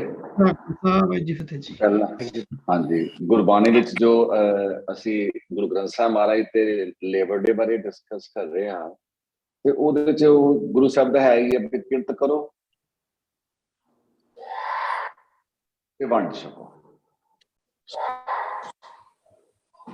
ਪਰ ਮੈਂ ਥੋੜਾ ਜਿਹਾ ਡਿਸਕਸ ਕਰਨਾ ਚਾਹਾਂਗਾ ਕਿ ਆਮ ਤੌਰ ਤੇ ਕਈ ਵਾਰੀ ਕਈ ਗੁਰਮੁਖਾਂ ਦੇ ਵਿਚਾਰ ਸੁਣਨ ਚਾਹੁੰਦੇ ਆ ਵੀ ਉਹ ਕਹਿੰਦੇ ਪਹਿਲਾਂ ਨਾਮ ਜਪੋ ਹੋਣਾ ਚਾਹੀਦਾ, ਨਾਮ ਜਪੋ ਕਰੋ ਫਿਰ ਕਿਰਤ ਦੀ ਗੱਲ ਆਣੀ ਚਾਹੀਦੀ ਹੈ। ਜੋ ਮੇਰਾ ਆਪਣਾ ਵਿਚਾਰ ਹੈ, ਵਿਚਾਰ ਤੇ ਸਾਰੇ ਮੁਬਾਰਕ ਹੁੰਦੇ ਨੇ, ਉਹ ਇਹੀ ਹੈ ਕਿ ਕਿਰਤ ਨੂੰ ਪਹਿਲਾਂ ਜਿਹੜਾ ਕਿਹਾ ਗਿਆ ਵੈ ਇਹਨੂੰ ਵੀ ਅਸੀਂ ਗਲਤ ਨਹੀਂ ਕਹਿ ਸਕਦੇ, ਕਿਉਂਕਿ ਸਭ ਤੋਂ ਪਹਿਲਾਂ ਮਨੁੱਖ ਨੇ ਸਸਟੇਨ ਕਰਨਾ। ਜਿਹੜਾ ਸਾਡਾ ਫਿਜ਼ੀਕ ਹੈ ਇਹਦੀ ਮੇਨਟੇਨੈਂਸ ਵਾਸਤੇ ਸਾਨੂੰ ਕਿਰਤ ਚਾਹੀਦੀ ਹੈ, ਸਾਨੂੰ ਪੈਸਾ ਚਾਹੀਦਾ, ਖਾਣਾ ਚਾਹੀਦਾ, ਕੱਪੜੇ ਚਾਹੀਦੇ ਆ। ਸੋ ਜਦੋਂ ਤੱਕ ਅਸੀਂ ਕਿਰਤ ਵੱਲ ਧਿਆਨ ਨਹੀਂ ਦੇਵਾਂਗੇ ਤੇ ਸਾਡਾ ਧਿਆਨ ਨਾਮ 'ਚ ਵੀ ਨਹੀਂ ਲੱਗੇਗਾ। ਸੋ ਜਿਹੜੀ ਪ੍ਰਾਈਮ ਡਿਊਟੀ ਹੈ ਪਹਿਲਾਂ ਸਰੀਰ ਦੀ ਪਾਲਣਾ ਹੈ, ਸਰੀਰ ਦੀ ਪਾਲਣਾ ਦੇ ਨਾਲ ਨਾਲ ਫਿਰ ਹੀ ਮਨ ਦੀ ਤੇ ਆਤਮਾ ਦੀ ਪਾਲਣਾ ਦੀ ਗੱਲ ਕੀਤੀ ਜਾ ਸਕਦੀ ਹੈ। ਜੇ ਅਸੀਂ ਸਿੱਧੀ ਆਤਮਾ ਦੀ ਗੱਲ ਕਰਦੇ ਹਾਂ ਤੇ ਅਸੀਂ ਸਰੀਰ ਨੂੰ ਨਿਗਲੈਕਟ ਨਹੀਂ ਕਰ ਸਕਦੇ, ਕਿਉਂਕਿ ਗੁਰੂ ਗ੍ਰੰਥ ਸਾਹਿਬ ਮਹਾਰਾਜ ਦਾ ਇੱਕ ਫਰਮਾਨ ਹੈ, ਨਾਨਕ ਸੋ ਪ੍ਰਭ ਸਿਮਰਿਐ ਤਿਸ ਦੇਹੀ ਕੋ ਪਾਲ। ਸਰੀਰ ਦੀ ਸੰਭਾਲ ਕਰਨੀ ਇਹ ਵੀ ਇੱਕ ਸਾਡਾ ਫਰਜ਼ ਹੈ। ਔਰ ਜਿੰਨੇ ਫਰਜ਼ ਨੇ, ਜਿਸ ਤਰ੍ਹਾਂ ਡਾਕਟਰ ਮੌਲਕ ਸਿੰਘ ਜੀ ਨੇ ਕਹਿਤਾ ਸੀ ਕਿ ਕਿਹਾ ਵੀ ਕੰਮ ਦੇ ਵਿੱਚ ਜਿਹੜਾ ਧਿਆਨ ਹੈ, ਕਦੇ ਕਦੇ ਗੁਰੂ ਸਾਹਿਬ ਕਿਰਪਾ ਕਰਦੇ ਆ ਅੰਮ੍ਰਿਤ ਵੇਲੇ ਜਾਣ ਦਰਸ਼ਨ ਕਰਨ ਜਾਈਦਾ, ਉੱਥੇ ਦੇਖੀ ਤੇ ਨਿੱਕੇ ਨਿੱਕੇ ਬੱਚੇ ਬੱਚੀਆਂ ਨੇ ਨਾ, ਜਵਾਨ ਯੰਗ ਏਜ ਦੇ ਵਿੱਚ ਉਹ ਸੇਵਾ ਰਾਤ ਨੂੰ 2 ਵਜੇ 3 ਵਜੇ 4 ਵਜੇ ਦਰਬਾਰ ਸਾਹਿਬ ਸੇਵਾ ਕਰਵਾਉਂਦੇ। ਫਿਰ ਮੈਂ ਇੱਕ ਬੱਚੇ ਨੂੰ ਪੁੱਛਿਆ, ਬੇਟਾ ਕੀ ਕਰਦੇ ਹੋ? ਉਹ ਕਹਿੰਦੇ ਜੀ ਮੈਂ MBA ਕਰ ਰਹੀ ਹਾਂ। ਹਾਂਜੀ, ਇਸ ਤਰ੍ਹਾਂ ਅਲੱਗ-ਅਲੱਗ ਹਰ ਬੰਦਾ ਅਲੱਗ ਗ੍ਰੇਡ 'ਚ ਕੁਝ ਸਟੱਡੀ ਕਰ ਰਿਹਾ। ਤੇ ਮੇਰਾ ਤੁਰੰਤ ਤੋਂ ਪਹਿਲੇ ਇੰਟਰੈਕਸ਼ਨ ਤੇ ਉਹਨਾਂ ਜਿਹੜਾ ਵਿਚਾਰ ਸੀ ਨਾ, ਤੇ ਮੈਂ ਉਹਨੂੰ ਜਿੱਦਾਂ ਡਾਕਟਰ ਸਾਹਿਬ ਨੇ ਕਿਹਾ ਨਾ ਵਰਕ ਇਜ਼ ਵਰਸ਼ਿਪ, ਤੇ ਮੈਂ ਬੱਚੇ ਨੂੰ ਗੱਲ ਕਹੀ, ਮੈਂ ਕਿਹਾ ਬੇਟਾ ਸੇਵਾ ਬਹੁਤ ਚੰਗੀ ਗੱਲ ਹੈ, ਇਹਦੇ ਵਰਗੀ ਚੀਜ਼ ਹੀ ਕੋਈ ਨਹੀਂ, but B careful the cost of your studies। ਦੀ ਜਾ ਸਕਦੀ ਸੇਵਾ ਤੋਂ ਬਿਨਾਂ ਜੀਵਨ ਨਹੀਂ ਬਣਨਾ, ਪਰ ਜਿਹੜੀ ਸਟੱਡੀਜ਼ ਉਹ ਤੇਰਾ ਕਿੱਤਾ ਹੈ, ਉਹ ਤੇਰੀ ਘਾਲ ਹੈ, ਘਾਲ ਖਾਏ। ਸਟੱਡੀ ਕਰੋਗੇ ਤੇ ਸੈਟਲ ਹੋਵੋਗੇ, ਤੇ ਸਟੱਡੀਜ਼ ਨੂੰ ਵੀ ਸੈਕਰੀਫਾਈਸ ਨਹੀਂ ਕਰਨਾ, ਸੇਵਾ ਪਿੱਛੇ ਦੋਨੋਂ ਚੀਜ਼ਾਂ ਦਾ ਬੈਲੈਂਸ ਬਣਾਉਣਾ। ਸੋ ਸਥਾਨ ਹੈ। ਹੁਣ ਅਸੀਂ ਗੁਰੂ ਗ੍ਰੰਥ ਸਾਹਿਬ ਮਹਾਰਾਜ ਤੇ ਜਦੋਂ ਅਸੀਂ ਆਉਂਦੇ ਹਾਂ ਤੇ ਬੈਠਿਆਂ ਸਾਰਿਆਂ ਗੁਰਮੁਖਾਂ ਦੀ ਮੇਰੀ ਵਿਚਾਰ ਸੁਣ ਕੇ ਆ ਰਿਹਾ ਸੀ ਕਿ ਗੁਰੂ ਗ੍ਰੰਥ ਸਾਹਿਬ ਜੀ ਦਾ ਜਿਹੜਾ ਗੁਰੂ ਸਾਹਿਬ ਨੇ ਇੱਕ ਸੰਗ੍ਰਹਿ ਕੀਤਾ, ਤਦੇ ਹੀ ਗੁਰੂ ਗ੍ਰੰਥ ਸਾਹਿਬ ਜੀ ਨੂੰ ਆਦਿ ਗੁਰੂ ਕਿਹਾ ਗਿਆ। ਤੇ ਜਿਹੜਾ ਅਸੀਂ ਸੈਲੀਬ੍ਰੇਟ ਕਰ ਰਹੇ ਹਾਂ, ਗੁਰੂ ਗ੍ਰੰਥ ਸਾਹਿਬ ਨੂੰ ਸਥਾਪਨਾ ਕੀਤਾ ਗਿਆ, ਉਹ ਇੱਕ ਬੁੱਕ ਦੀ ਸਥਾਪਨਾ ਕੀਤੀ ਗਈ ਹੈ, ਗ੍ਰੰਥ ਦੀ ਸਥਾਪਨਾ। ਲੇਕਿਨ ਜਿਹੜੀ ਬਾਣੀ ਹੈ, ਬਾਣੀ ਆਦਿ ਤੋਂ ਗੁਰੂ ਕੀਤਾ ਸੀ ਉਹ ਨਹੀਂ ਪਹਿਲਾਂ, ਕਿ ਪੰਚਮ ਪਾਤਸ਼ਾਹ ਨੇ ਜਦੋਂ ਗੁਰੂ ਗ੍ਰੰਥ ਸਾਹਿਬ ਮਹਾਰਾਜ ਨੂੰ ਸੰਗ੍ਰਹਿ ਕੀਤਾ ਤੇ ਅਕਾਲ ਤਖਤ ਸਾਹਿਬ ਤੇ, ਉਹ ਤੇ 6ਵੇਂ ਪਾਤਸ਼ਾਹ ਦੇ ਵੇਲੇ ਅਕਾਲ ਤਖਤ ਦੀ ਹੋਂਦ ਆਈ ਹੈ, ਲੇਕਿਨ ਜਿੱਥੇ ਗੁਰੂ ਸਾਹਿਬ ਉਹ ਸੁਖਾਸਨ ਸਾਹਿਬ ਉਹ ਸੰਭਾਲ ਕਰਦੇ ਸਨ ਨਾ, ਤੇ ਪੰਚਮ ਪਾਤਸ਼ਾਹ ਨੇ ਆਪ ਥੱਲੇ ਸੋਣਾ ਸ਼ੁਰੂ ਕਰਤਾ ਫਰਸ਼ ਤੇ ਗੁਰੂ ਗ੍ਰੰਥ ਸਾਹਿਬ ਜੀ ਦਾ ਜਿਹੜਾ ਪ੍ਰਕਾਸ਼ ਸੀ ਉਹ ਪਲੰਗ ਤੇ ਹੁੰਦਾ ਸੀ। ਕਹਿਣ ਦਾ ਮਕਸਦ ਹੈ ਕਿ ਮੇਰੇ ਵੱਡਿਆਂ ਦੀ ਬਾਣੀ ਇਹਦੇ ਵਿੱਚ ਹੈਗੀ ਹੈ, ਮੇਰੇ ਵੱਡਿਆਂ ਦੇ ਮੁਖਾਰਬੰਦ ਤੋਂ ਕੀਤੇ ਹੋਏ ਬਚਨ ਨੇ, ਇਹ ਮੇਰੇ ਲਈ ਇੰਨੇ ਸਤਿਕਾਰਯੋਗ ਨੇ ਕਿ ਮੈਂ ਨਹੀਂ ਹਾਂ। ਗੁਰਬਾਣੀ ਸਤਿਗੁਰ ਬਚਨ, ਬਚਨ ਹੈ ਸਤਿਗੁਰ, ਪਾਦਰ ਮੁਕਤ ਜਨਾਬ। ਹੁਣ ਦੂਸਰੀ ਗੱਲ ਆ ਜਾਂਦੀ ਹੈ ਕਿ ਆਮ ਤੌਰ ਤੇ ਸਾਡੇ ਮਨ ਦੇ ਵਿੱਚ ਇੱਕ ਖਿਆਲ ਆਉਂਦਾ ਹੈ ਕਿ ਗੁਰੂ ਗ੍ਰੰਥ ਸਾਹਿਬ ਸਾਰੇ ਸਿੱਖਾਂ ਦਾ ਗੁਰੂ ਹੈ। ਤਾਂ ਦੀ ਸੂਫੀਆਂ ਦੀ ਬਾਣੀ ਆਪਣੇ ਆਪ 'ਚ ਇੱਕ ਸਬੂਤ ਹੈ ਕਿ ਇਹ ਸਾਰੇ ਸੰਸਾਰ ਦਾ ਗ੍ਰੰਥ ਹੈ।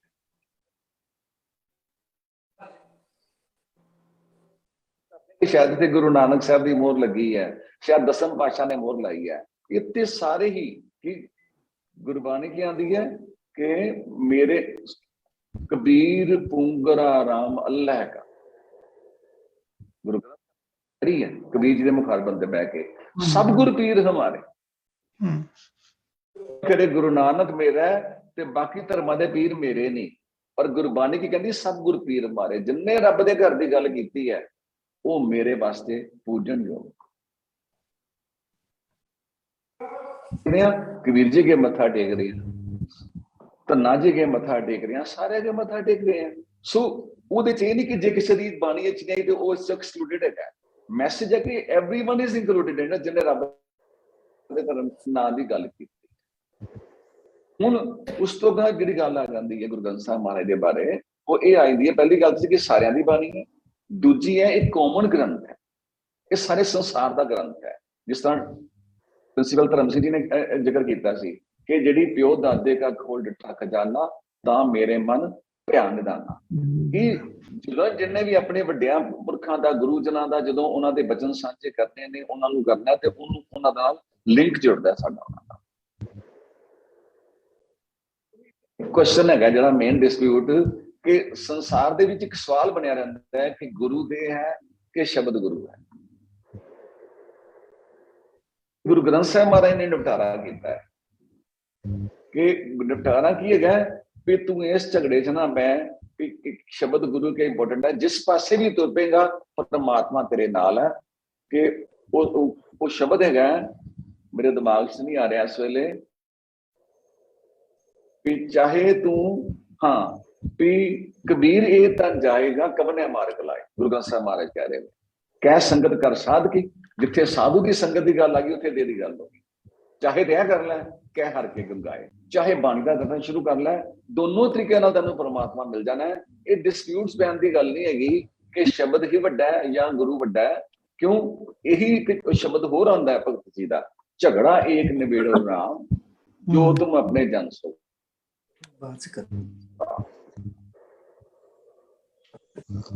ब्रह्म ਵੱਡਾ के जास उपाया। ब्रह्मा ਵੱਡਾ ਕਹੋਗੇ ਕਿ ਜਿੰਨੇ ਬ੍ਰਹਮਾ ਨੂੰ ਬਣਾਇਆ ਹੈ ਪਰਮਾਤਮਾ। वेद ਵੱਡਾ ਕਿ ਜਹਾਂ ਤੇ ਆਇਆ। ਇਹ वेद ਵੱਡਾ ਹੈ ਕਿ ਜਿੰਨੇ वेद ਨੂੰ ਲਿਖਿਆ ਵੱਡਾ ਹੈ। ਤੇ ਅਖੀਰਲੀ ਪੰਕਤੀ ਹੈਗੀ ਹੈ ਕੋ ਕਬੀਰ ਹੋ ਪਿਆ ਉਦਾਸ ਤੀਰਥ ਵੱਡਾ ਕਿ ਹਰ ਕਾ ਦਾਸ। ਸੋ ਜਿੰਨਾ ਕਿ ਮੈਨੂੰ ਮੈਂ ਅਰਥ ਕਰ ਸਕਦਾ ਹਾਂ ਉਹ ਗਲਤ ਵੀ ਹੋ ਸਕਦੇ ਨੇ ਅਰਥ ਕਿ ਇਹਦੇ ਵਿੱਚ ਇਹੀ ਹੈ ਕਿ ਹਰੀ ਦਾ ਜਿਹੜਾ ਦਾਸ ਹੈ ਉਹ ਤੀਰਥ ਤੋਂ ਵੱਡਾ। ਇਹ ਬਿਲਕੁਲ ਸਹੀ ਹੈ। ਇਹੀ ਅਸੀਂ ਏਦਾਂ ਲੈ ਸਕਦੇ ਹਾਂ। ਨਹੀਂ ਇਹੀ ਅਸਲੀਅਤ ਹੈ ਜੀ ਕਿ ਜਿਹੜਾ ਹਰੀ ਦਾ ਦਾਸ ਹੈ ਉਹ ਵੱਡਾ, ਕਿਉਂਕਿ ਹਰੀ ਦਾ ਦਾਸ ਜਿੱਥੇ ਜਾਊਗਾ ਤੀਰਥ ਵਸਾ ਦੇਣਾ ਉਹਨੇ, ਤਾਂ ਉਹਨੇ ਤੀਰਥ ਬਣਾ ਦੇਣਾ ਜਿੱਥੇ ਜਾਊਗਾ। ਹਰੀ ਦਾ ਦਾਸ ਹੀ ਹਾਂਜੀ 68 ਤੀਰਥ ਜਹ ਸਾਧ ਪਗ ਤਰੇ। ਗੁਰਬਾਣੀ ਕਹਿੰਦੀ ਹੈ ਜੋ ਆਪ ਜੀ ਨੇ ਕਿਹਾ 68 ਤੀਰਥ ਜਹ ਪਗ ਤਰੇ, ਜਿੱਥੇ ਉਹ ਪੈਰ ਧਰਦਾ ਇੱਕ ਨਹੀਂ 68 ਤੀਰਥ ਬਣ ਜਾਂਦੇ। ਤਹ ਬਿਕੁੰਠ ਜਹ ਨਾਮ ਉਚਰੈ, ਤੇ ਜਿੱਥੇ ਨਾਮ ਉਹ ਉਚਰਦੇ ਨੇ ਉੱਥੇ ਸਵਰਗ ਬਣ ਜਾਂਦਾ ਹੈ। ਸੋ ਗੁਰਬਾਣੀ ਜਿਹੜੀ ਹੈਗੀ ਹੈ ਇਹਦੇ ਵਿੱਚ ਅੱਗੇ ਗਿਆ ਸੀ ਕਿ ਬਾਕੀ ਸਾਰੇ ਗ੍ਰੰਥਾਂ ਦੇ ਬਾਰੇ ਜਿਹੜੇ ਆ ਨਾ ਉਹਦੀ ਇਕੁਐਲਿਟੀ ਦੀ ਗੱਲ ਜੇ ਕਰੀਏ ਤੇ ਉਹ ਮੁਸਲਮਾਨ ਜੀ ਦੀ ਪਹਿਲਾਂ ਜ਼ਿਕਰ ਹੈ ਕਿ ਮੁਸਲਮਾਨ ਕਹਾਵਨ ਮੁਸ਼ਕਲ ਲੀਗਾ। ਗੁਰੂ ਸਾਹਿਬ ਕਹਿੰਦੇ ਮੁਸਲਮਾਨ ਬਣਨਾ ਵੀ ਉਹਨਾਂ ਮੁਸ਼ਕਲ ਹੈ। ਇਹਦਾ ਮਤਲਬ ਮੁਸਲਮਾਨ ਤੇ ਸਿੱਖ ਚ ਵੱਡੇ ਛੋਟੇ ਦਾ ਸਵਾਲ ਹੀ ਨਹੀਂ ਹੈਗਾ। ਜਿਹੜਾ ਸੱਚਾ ਮੁਸਲਮਾਨ ਹੈ, ਜਿਹੜਾ ਸੱਚਾ ਹਿੰਦੂ ਹੈ, ਜਿਹੜਾ ਸੱਚਾ ਈਸਾਈ ਹੈ ਤੇ ਸੱਚਾ ਸਿੱਖ ਹੈ, ਇਹ ਸਾਰੇ ਬਰਾਬਰ ਨੇ। ਕਹਿੰਦਾ ਗੁਰਸਿੱਖੀ ਬਰੀਕ ਹੈ ਖੰਡੇ ਧਾਰ ਗਲੀਅਤ ਭੀੜੀ। ਜੇ ਸਿੱਖੀ ਬਰੀਕ ਹੈ ਤੇ ਮੁਸਲਮਾਨ ਨੇ ਵੀ ਉਨੀ ਔਖੀ ਹੈ ਤੇ ਹਿੰਦੂ ਵੀ ਔਖਾ ਹੈ। ਤੇ ਆਖਰੀ ਪੰਕਤੀ ਮੈਂ ਕਹਿ ਕੇ ਮੁਕਾਵਾਂਗਾ ਕਿ ਜਿੱਦਾਂ ਪ੍ਰਿੰਸੀਪਲ ਧਰਮ ਸਿੰਘ ਜੀ ਨੇ ਬੜੀ ਸੋਹਣੀ ਗੱਲ ਕਹੀ ਕਿ ਇਹ ਜਿਹੜਾ ਗੁਰੂ ਗ੍ਰੰਥ ਸਾਹਿਬ ਮੈਸੇਜ ਦਿੱਤੇ ਆ ਨਾ, ਮੈਂ ਸੋਚਦਾ ਵਾਂ ਕਿ ਇਹ ਦੂਜੇ ਧਰਮਾਂ ਦੇ ਕਟਾਕਸ਼ ਕੀਤਾ ਨਾ। ਉਹ ਕੁਝ ਧਰਮਾਂ ਦੀ ਐਗਜ਼ਾਮਪਲ ਦੇ ਕੇ ਸਾਰੇ ਤੇ ਕਟਾਕਸ਼ ਹੁੰਦਾ। ਜਿਸ ਤਰ੍ਹਾਂ ਮੈਨੂੰ ਇੱਕ ਪੰਕਤੀ ਆਇਆ ਮੈਂ ਜ਼ਿਕਰ ਕਰਾਂਗਾ ਕਿ ਗੁਰਗ੍ਰੰਥ ਬਾਰੇ ਆਉਂਦੀ ਹੈ कि वेद कतेब कहो मत झूठे, झूठा जो ना बिचारे, जो आए कहते हैं तो क्यों मुर्गी मारे। कि वेद कतेब नूं झूठा नहीं कहना, झूठा वो जिहड़ा विचार नहीं करता। ते अगली पंक्ति है एक आती है कि वेद पढ़े पढ़ पंडित मूए। बाणी है ना किसी महापुरुष की, तो कहते वेद पढ़े पढ़ पंडित मूए रूप देख देख नारी। सो कहने का मकसद ये चीज़ां सारियां ते अप्लाई होंदियां। राम राम सबको कहे राम ना कहे। सो इत्थे मैं कंक्लूड करांगा जी। वाहिगुरू जी का थैंक यू जी, थैंक यू जी ਤੁਹਾਡੇ ਵਿਚਾਰਾਂ ਦਾ ਬਿਊਟੀਫੁਲ ਆਊਟਪੁੱਟ। ਹਾਂਜੀ ਭੈਣ ਜੀ ਦਲਜੀਤ ਜਗਤਾਰ ਸਿੰਘ ਭਰਾ ਜੀ ਤੁਸੀਂ ਕਹਿਣਾ ਚਾਹੋਗੇ? ਵਾਹਿਗੁਰੂ ਜੀ ਕਾ ਖਾਲਸਾ ਵਾਹਿਗੁਰੂ ਜੀ ਕੀ ਫਤਿਹ। ਧੰਨਵਾਦ ਪਹਿਲਾਂ ਸਾਰੇ ਬੁਲਾਰਿਆਂ ਦਾ ਜਿਨ੍ਹਾਂ ਕਿ ਬੜੇ ਸੋਹਣੇ ਤਰੀਕੇ ਨਾਲ ਪੋਇਮਸ ਨਾਲ ਤੇ ਬਾਕੀ ਗੁਰਬਾਣੀ ਦੇ ਵਿੱਚੋਂ ਸ਼ਲੋਕ ਲੈ ਕੇ ਤੇ ਆਪਣੇ ਵਿਚਾਰ ਦੱਸੇ ਗੁਰੂ ਗ੍ਰੰਥ ਸਾਹਿਬ ਜੀ ਦੇ ਬਾਰੇ। ਗੁਰੂ ਅਰਜਨ ਦੇਵ ਜੀ ਨੇ 1604 ਵਿੱਚ ਗੁਰੂ ਗ੍ਰੰਥ ਆਦਿ ਗ੍ਰੰਥ ਨੂੰ ਪਹਿਲੀ ਦਫਾ ਪ੍ਰਕਾਸ਼ ਕੀਤਾ ਅੰਮ੍ਰਿਤਸਰ ਸਾਹਿਬ ਵਿਖੇ।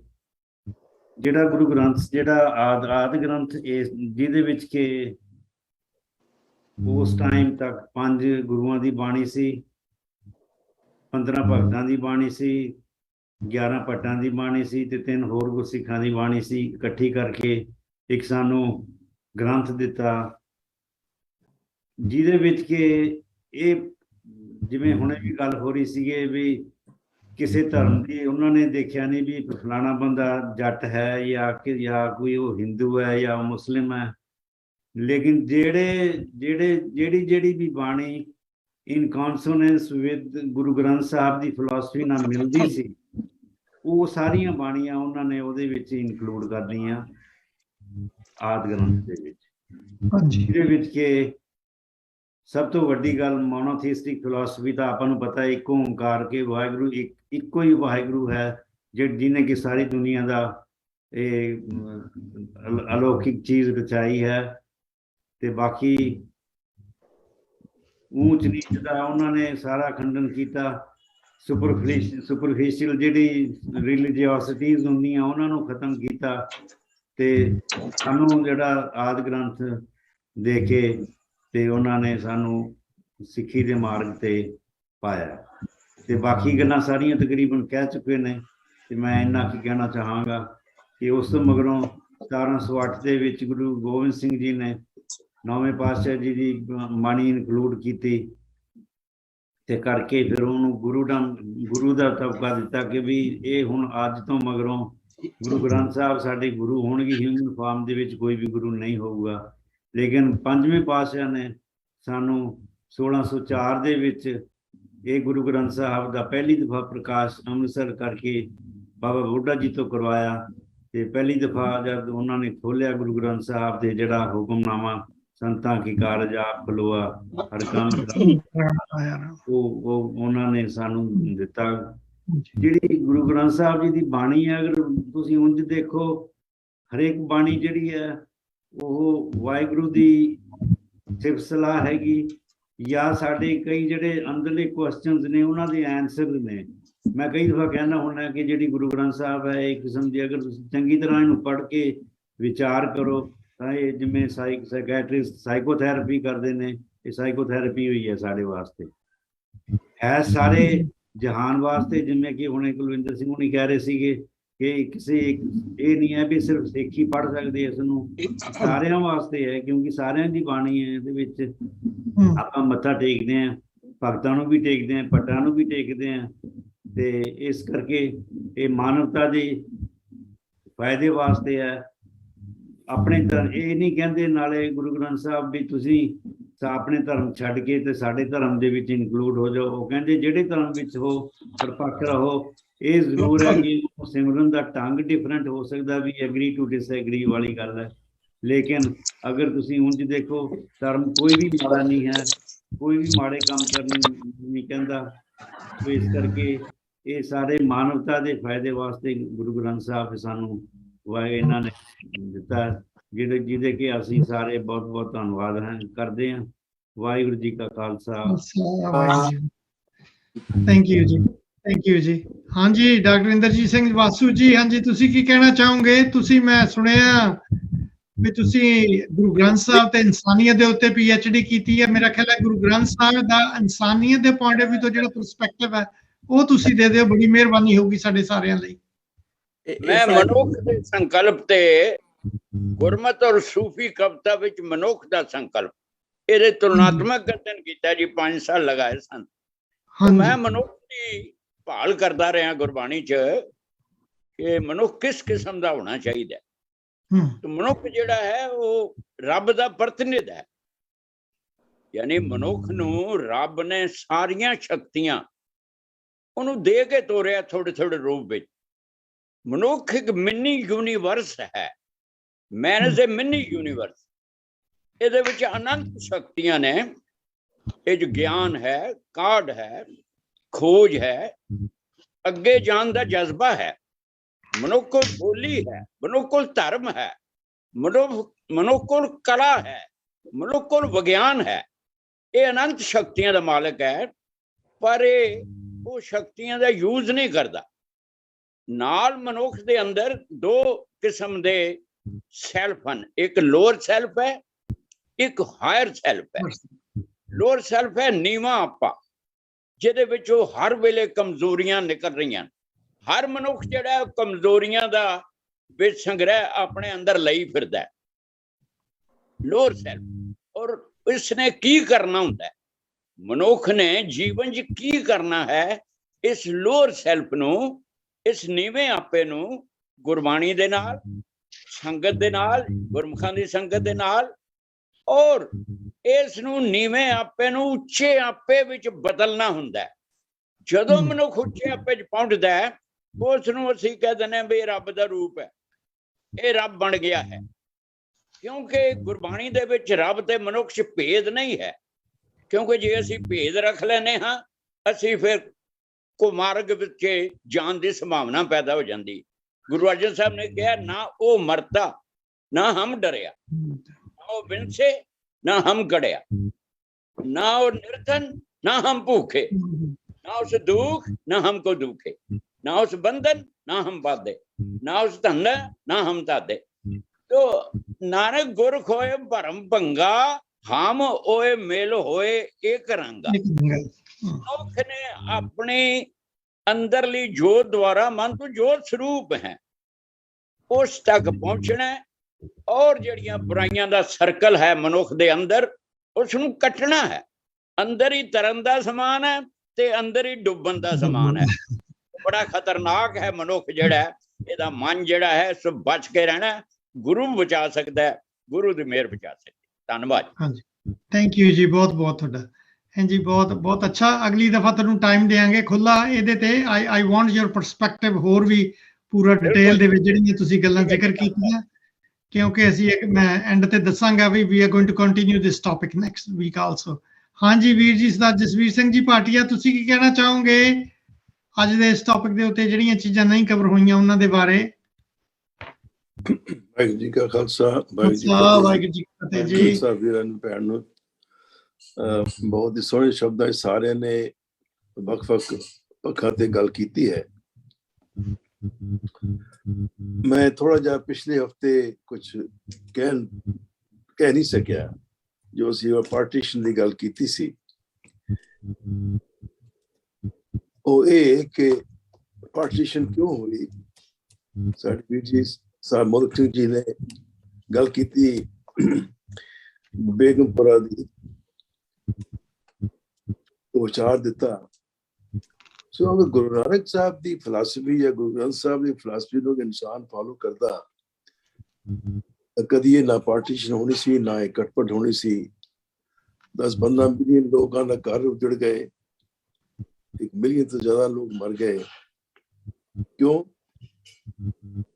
ਧਾਰਮਿਕ ਤੰਗਦਿਲੀ ਔਰ ਹਉਮੈ, ਹੰਕਾਰ, ਇਹ 2 ਚੀਜ਼ਾਂ ਨੇ ਇਹ ਪਾਕਿस्तान और हिंदुस्तान बनाया। नेहरू और जिन्ना दी आपसी गड़बड़ और धार्मिक तो दसिया, मैं आप समझते हो, जरा कहने की लोड़ नहीं है।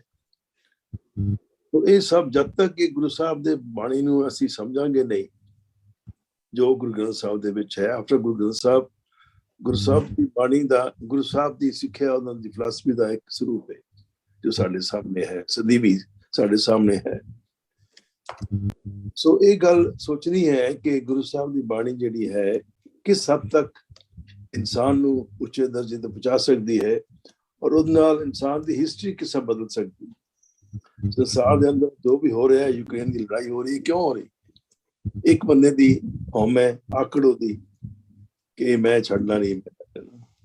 कितने लोग हो गए, 10 मिलियन लोग घरों बेकार हो गए हैं यूक्रेन के अंदर।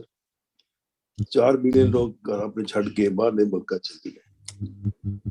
तो गुरु आप जी सब गल कर रहे हो कि वीर जी ने किया सारी बाणी जो है सारे संसार वास्ते है, तो खाली साडे वास्ते नहीं, क्योंकि ये जो प्रिंसिपल्स हैं जो इन्हां दे सिद्धांत हैं वो यूनिवर्सल हैं, किसी धर्म की बाउंड्री विच नहीं है। गुरु साहब ने दरअसल इंग्लिश का वहां तो ही cross the boundaries of all religions to create this granth and philosophy. He transcended the boundaries of all religions and made it universal religion. मगर इसको समझने की लोड़ है। सो एक एक पक्ष ही जो आप जी ने मेंशन किया। दूसरे डॉक्टर के पास जी मन कह रहे सन कि दस्या जावे कि द साइंटिफिक पक्ष की है। देखो साइंस ने बड़ी तरक्की की है, कहने साइंस ने तरक्की नहीं की, लोगों ने तरक्की की। साइंस तो सदीवी अकाल पुरख वेले जो अकाल सी तां भी एक साइंस उहदे विच सी।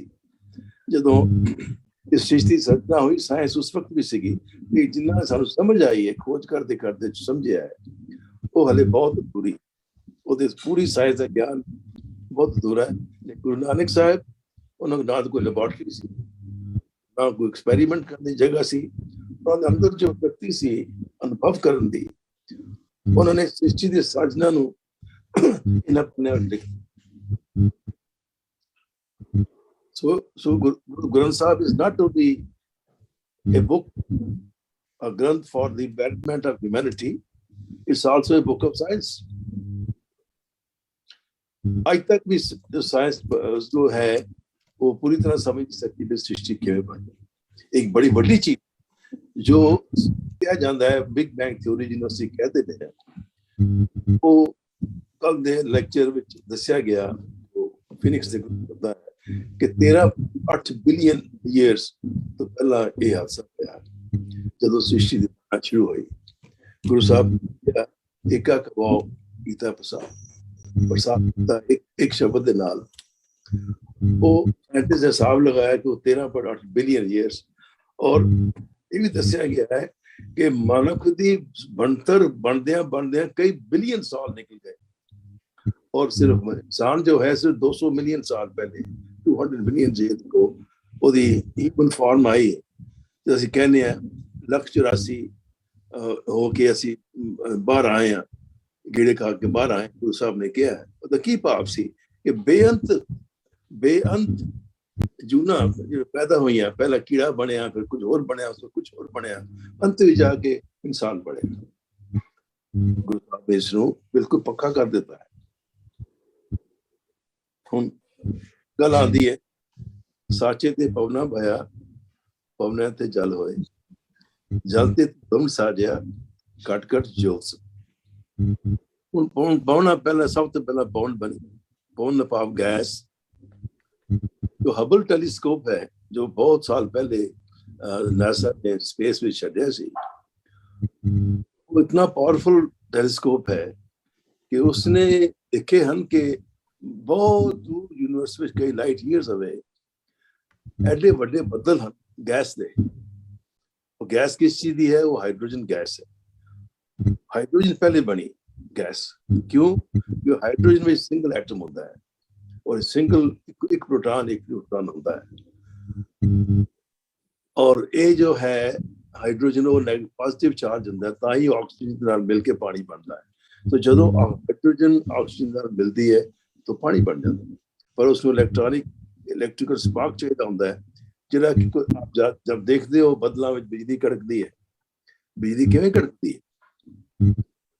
ਉਹ ਜੋ ਉਸ ਵੇਲੇ ਤੋਂ ਬਦਲਦਾ ਰਿਸਟ੍ਰਿਕਸ਼ਨ ਨਾਲ ਇੱਕ ਪਾਸੇ ਪੋਜ਼ਿਟਿਵ ਆਇਨ ਹੋ ਜਾਂਦੇ ਨੇ, ਦੂਜੇ ਪਾਸੇ ਨੈਗੇਟਿਵ ਆਇਨ ਹੋ ਜਾਂਦੇ ਨੇ, ਉਹਦਾ ਆਪਸ ਡਿਸਚਾਰਜ ਹੁੰਦਾ ਹੈ ਤੇ ਬਿਜਲੀ ਪੈਦਾ ਹੁੰਦੀ ਹੈ। ਉਹ ਬਿਜਲੀ ਸਾਡੇ ਇਨਸਾਨ ਵਿੱਚ ਇਸ ਸ੍ਰਿਸ਼ਟੀ ਦੇ ਅੰਦਰ ਜੀਵ ਪੈਦਾ ਕਰਦੀ ਹੈ। ਇਲੈਕਟ੍ਰॉन्स ਹਨ ਜੋ ਸਾਡੇ ਹੈ ਉਹਦੇ ਅੰਦਰ ਚਾਰजेस ਹਨ, ਸਾਡੇ ਅੰਦਰ ਇਲੈਕਟ੍ਰੀਕਲ ਕਰੰਟ ਚੱਲਦੀਆਂ, ਇਲੈਕਟ੍ਰੀਕਲ ਫੀਲਡ ਚੱਲਦੇ ਆ ਦੇ ਹਿਸਾਬ ਨਾਲ ਤੇ ਵੀਰ ਜੀ ਮੈਂ ਨਾ ਤੁਹਾਡੇ ਕੋਲੇ ਅਗਲੇ ਹਫਤੇ ਆਵਾਂਗਾ। ਮੈਂ ਅਗਲੇ ਹਫਤੇ ਮੈਂ ਚਾਹੁੰਦਾ ਵੀ ਤੁਸੀਂ ਨਾ ਇਸ ਗੱਲ ਦੇ ਉੱਤੇ ਵੀਰ ਜੀ ਜਸਵੀਰ ਸਿੰਘ ਜੀ ਆਪਦੇ ਸਾਇੰਟੀਫਿਕ ਵਿਊ ਪੁਆਇੰਟ ਹੈ ਨਾ ਜਿਹੜਾ ਗੁਰਬਾਣੀ ਦੇ ਗੁਰਮਤ ਦੇ ਨਜ਼ਰੀਏ ਤੋਂ ਤੇ ਆਪਦਾ ਤੁਹਾਡਾ ਜਿਹੜਾ ਇੰਜੀਨੀਅਰਿੰਗ ਬੈਕਗ੍ਰਾਉਂਡ ਦੇ ਪੁਆਇੰਟ ਉੱਤੇ ਉਹ ਤੇ ਤੁਸੀਂ ਜ਼ਿਆਦਾ ਡਿਟੇਲ ਦੇ ਵਿੱਚ ਪਾਉਣਾ ਜੀ। ਹੁਣ ਸਾਡੇ ਕੋਲੇ ਟਾਈਮ ਥੋੜਾ ਮੈਂ ਖਿਮਾ ਦਾ ਮੈਂ ਖਤਮ ਹੀ ਕਰ ਲੱਗਾ ਸੀ ਬਹੁਤ ਜਲਦੀ। हाँ, सिर्फ एक कोई गल करनी जो मैं कहा जल तो पानी किस तरह होया, पवन तो किस तरह जल होया, ते बाकी लिखा घट जोत समा।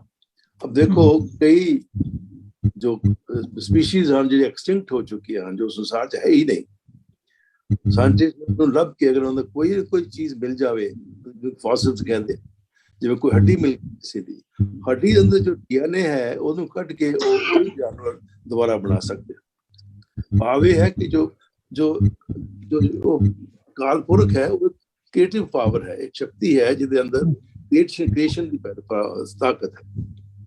और बड़े हुए जानवरों की और जीवां तो दा भी ਉਹਦਾ डीएनए ਦੇ ਵਿੱਚ ਉਹੀ ਪਾਵਰ ਹੈ ਜਿਹੜੀ ਕਿ ਗੁਰੂ ਸਾਹਿਬ ਨੇ ਕਿਹਾ ਹੈ।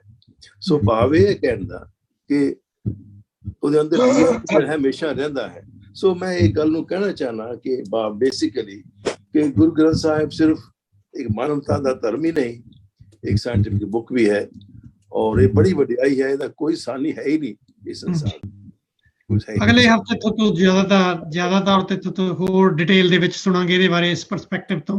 बाय द वे अगले वीक ना असीं जिहड़ा है इसे प्रोग्राम दी अज दे दी कंटिन्यूएशन दे विच करांगे ते मेरा जे मैं चाहना भी अगले हफ्ते तुसीं सारे आपो अपने ऑक्यूपेशन बेस, आपो अपनी background base, engineering, finance, education जिस तरह भी थोड़ा किता है, समाजिक, आर्थिक, धार्मिक, राजनीतिक जिस तरह की भी थोड़ी बैकग्राउंड है, उस परस्पेक्टिव तो तुसीं देखिए Guru Granth Sahib as a source of inspiration किस तरह की सानू सिक्ख्या दे रहा है, की कुछ तुसीं जीवन च सिक्ख्या, की अगे होर भी सिक्ख्या जा सकदा, ओहदे ते चानना पाओ तुसीं अगले हफ्ते इस टॉपिक दे विच।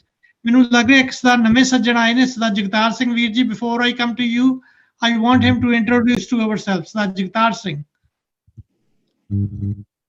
जी आया नु जी। वाहिगुरू जी की फतेह। वाहिगुरू जी का खालसा, वाहिगुरू जी की फतेह। मैं जगतार सिंह दिल्ली हाँ जी, दिल्ली तो। हाँ जी। ਅੱਜ ਜਿਹੜਾ ਗੁਰੂ ਗ੍ਰੰਥ ਸਾਹਿਬ ਜੀ ਦਾ ਸਾਇੰਟੀਫਿਕ ਰੀਜਨ ਚੱਲ ਰਿਹਾ, ਸਾਇੰਟੀਫਿਕ ਤਰੀਕੇ ਨਾਲ ਵਿਚਾਰ ਚਰਚਾ ਚੱਲ ਰਹੀ ਹੈ, ਉਹ ਸੁਣ ਕੇ ਕਾਫੀ ਅੱਛਾ ਲੱਗਿਆ। ਇਸ ਦੇ ਉੱਤੇ ਅਸੀਂ ਵੀ ਇੱਕ ਕਰ ਚੁੱਕੇ ਹਾਂ, ਥੋੜਾ ਜਿਹਾ ਲਿਖ ਚੁੱਕੇ ਹਾਂ। ਮੈਥਮੈਟਿਕਸ ਦੀ ਥਿਓਰਮ ਹੈ ਪਾਸਕਲ ਥਿਓਰਮ। ਪਾਸਕਲ ਥਿਓਰਮ ਦੇ ਵਿੱਚ ਗੁਰਬਾਣੀ ਨੂੰ ਸਮਝਣਾ ਪਾਸਕਲ ਥਿਓਰਮ ਦੇ ਵਿੱਚ, ਕਿਉਂਕਿ ਵਿਦਵਾਨ ਵੀ ਕਹਿੰਦੇ ਆ ਕਿ ਜੇ ਕਿਤੇ ਬੱਚੇ ਨੂੰ ਐਜੂਕੇਸ਼ਨ ਉਹਦੀ ਲੋਕਲ ਮਾਤ ਭਾਸ਼ਾ 'ਚ ਦਿੱਤੀ ਜਾਏ ਨਾ, ਬੱਚਾ ਛੇਤੀ ਸਿੱਖਦਾ। ਤੇ ਪਾਸਕਲ ਥਿਓਰਮ ਆਪਣੇ ਆਪ ਵਿੱਚ ਗੁਰਬਾਣੀ ਦੀ ਉਹ ਵਿਆਖਿਆ ਹੈ ਜਿਹਨੂੰ ਕਹਿੰਦੇ ਨਾ, ਏਕ ਹੀ ਸੇ ਉਪਜੋ ਸਦਾ ਏਕ ਮੈਂ ਸਮਾਵੇਂਗੇ, ਏਕ ਹੈ ਅਨੇਕ ਹੈ ਅੰਤ ਕੋ ਫਿਰ ਏਕ ਹੈ। ਇਸ ਦੀ ਵਿਆਖਿਆ ਸਭ ਤੋਂ ਪਹਿਲਾਂ ਮੇਰੇ ਖਿਆਲ ਭਾਟੀਆ ਸਰ ਜੀ ਕਰ ਚੁੱਕੇ ਨੇ ਸਾਡੇ। ਉਹਨਾਂ ਨੇ ਜਿਹੜਾ ਬੋਲਿਆ, ਇੱਕ ਕਵਾਓ ਇੱਕ ਕਵਾਵੇ ਤੇ ਸਭ ਹੋਆ, ਕਵਾਵਾ ਸ਼ਬਦ।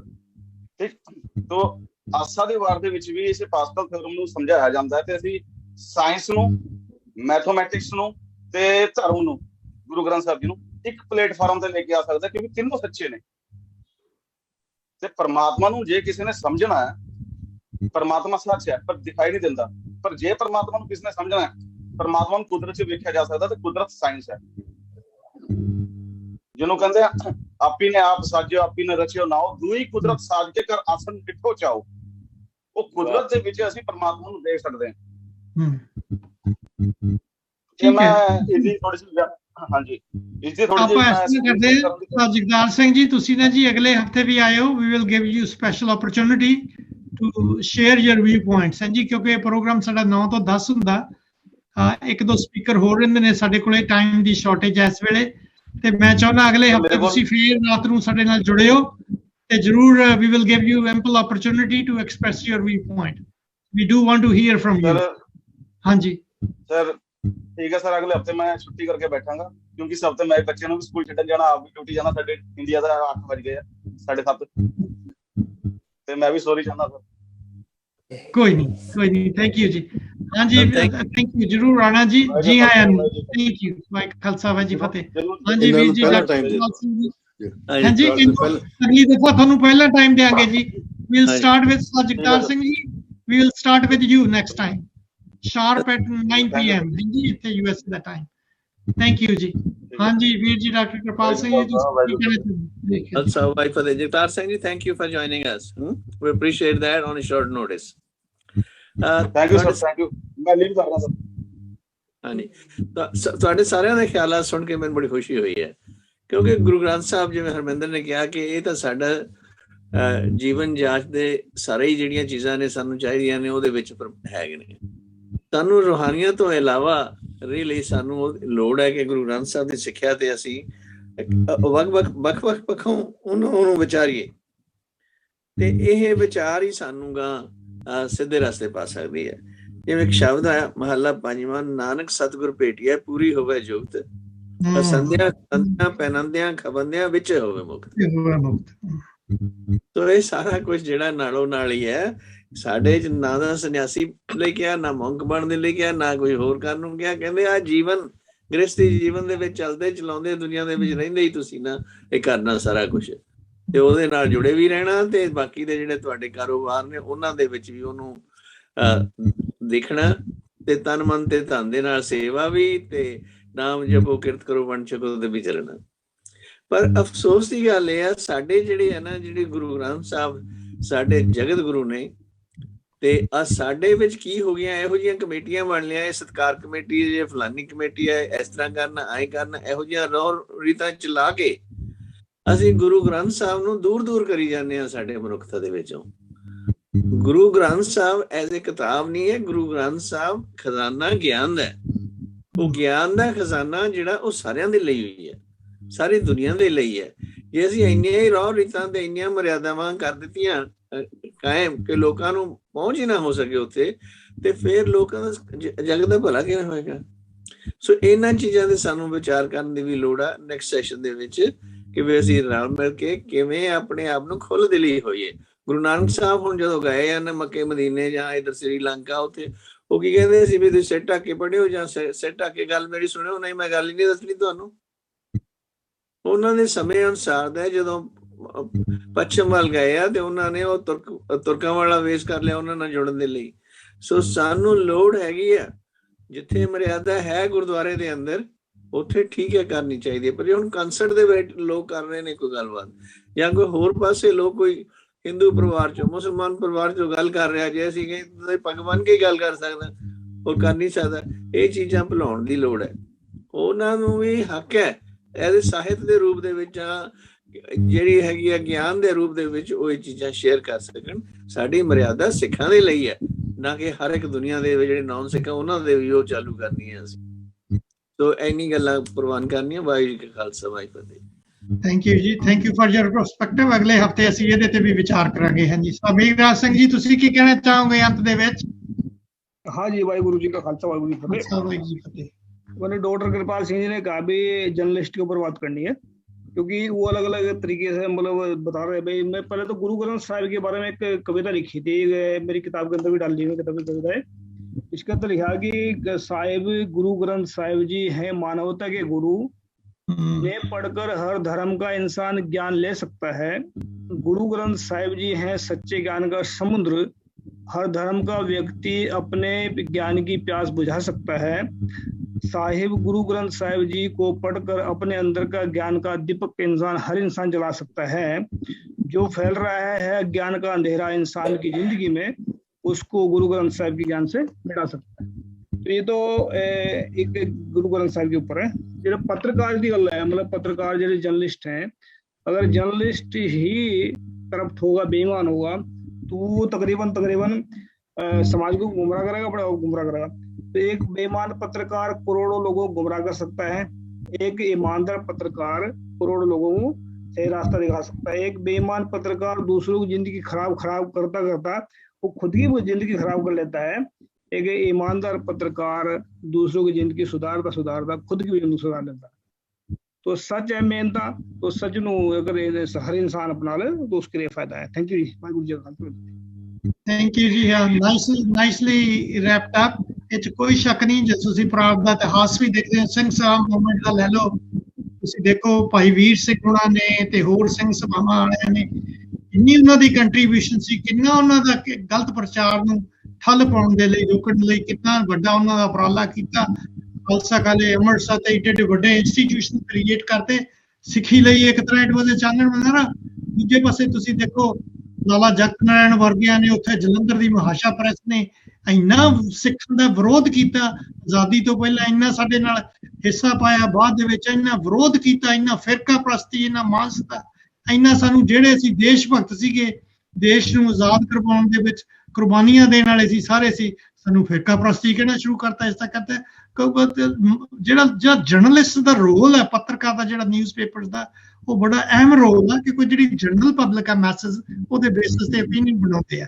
ਸੋ ਸਾਨੂੰ ਵੀ ਇਹ ਜਿਹੇ ਲੋਕਾਂ ਤੋਂ, ਇਹ ਜਿਹੇ ਨਿਊਜ਼ਪੇਪਰ ਤੋਂ, ਇਹ ਜਿਹੇ ਜਰਨਲਿਸਟ ਤੋਂ ਸੁਚੇਤ ਹੋਣ ਦੀ ਲੋੜ ਆ, ਤਾਂ ਕਿ ਅਸੀਂ ਜਿੱਥੇ ਆਪਣੇ ਆਪ ਨੂੰ ਸੁਧਾਰ ਸਕੀਏ ਉੱਥੇ ਮੇਕ ਸ਼ੋਰ ਵੀ ਇਦਾਂ ਜਿਹੜਾ ਗਲਤ ਆਨਸਰ ਹੈ, ਗਲਤ ਇਨਫੋਰਮੇਸ਼ਨ ਹੈ ਜਿਹੜੀ, ਉਹ ਰੋਂਗ ਇਨਫੋਰਮੇਸ਼ਨ, ਫੇਕ ਇਨਫੋਰਮੇਸ਼ਨ, ਗਲਤ ਪ੍ਰਚਾਰ ਨਾ ਹੋਵੇ।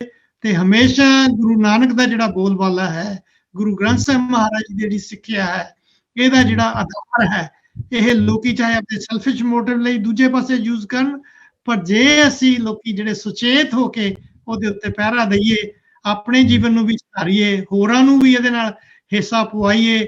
ਜਿਸ ਤਰ੍ਹਾਂ ਤੁਸੀਂ ਦੇਖੋ ਸੰਤ ਬਾਬਾ ਅਤਰ ਸਿੰਘ ਵਰਗਿਆਂ ਨੇ ਤੇਜਾ ਸਿੰਘ ਉਹਨਾਂ ਨੂੰ ਭੇਜਿਆ ਬਾਹਰ, ਪੜ੍ਹੋ। ਪਹਿਲਾਂ ਲੋਕੀ ਸੀ ਗੁਰਮੁਖੀ ਦੇ ਵਿੱਚ ਹੀ ਹੋਵੇ, ਨਹੀਂ, ਉਹ ਕਹਿੰਦੇ ਅੰਗਰੇਜ਼ੀ 'ਚ ਕਰੋ, ਫ੍ਰੈਂਚ 'ਚ ਕਰੋ, ਹੋਰ ਜਿਹੜੀਆਂ ਵੀ ਭਾਸ਼ਾਵਾਂ ਦੇ ਵਿੱਚ ਇਹਦਾ ਅਨੁਵਾਦ ਹੋਵੇ। ਜਿਸ ਤਰ੍ਹਾਂ ਪਹਿਲਾਂ ਸਪੀਕਰਸ ਕਹਿ ਚੁੱਕੇ ਨੇ, ਇਹ ਮਹਾਰਾਜ ਦੀ ਬਾਣੀ ਦਾ ਭਾਈ ਪ੍ਰਥਾਏ ਸਾਖੀ ਮਹਾਂਪੁਰਖ ਬੋਲਦੇ ਸਾਂਝੀ ਸਗਲ ਜਹਾਨੇ, ਇਹ ਤਾਂ ਸਾਰੇ ਸੰਸਾਰ ਲਈ, ਪੂਰੇ ਜਗਤ ਲਈ ਹੈ। ਇਹ ਜਿਹੜਾ ਉਪਦੇਸ਼ ਹੈ, ਇਹਨੂੰ ਕੱਲਾ ਰਮਾਲਿਆਂ 'ਚ ਢੱਕ ਕੇ ਤਾਂ ਅਸੀਂ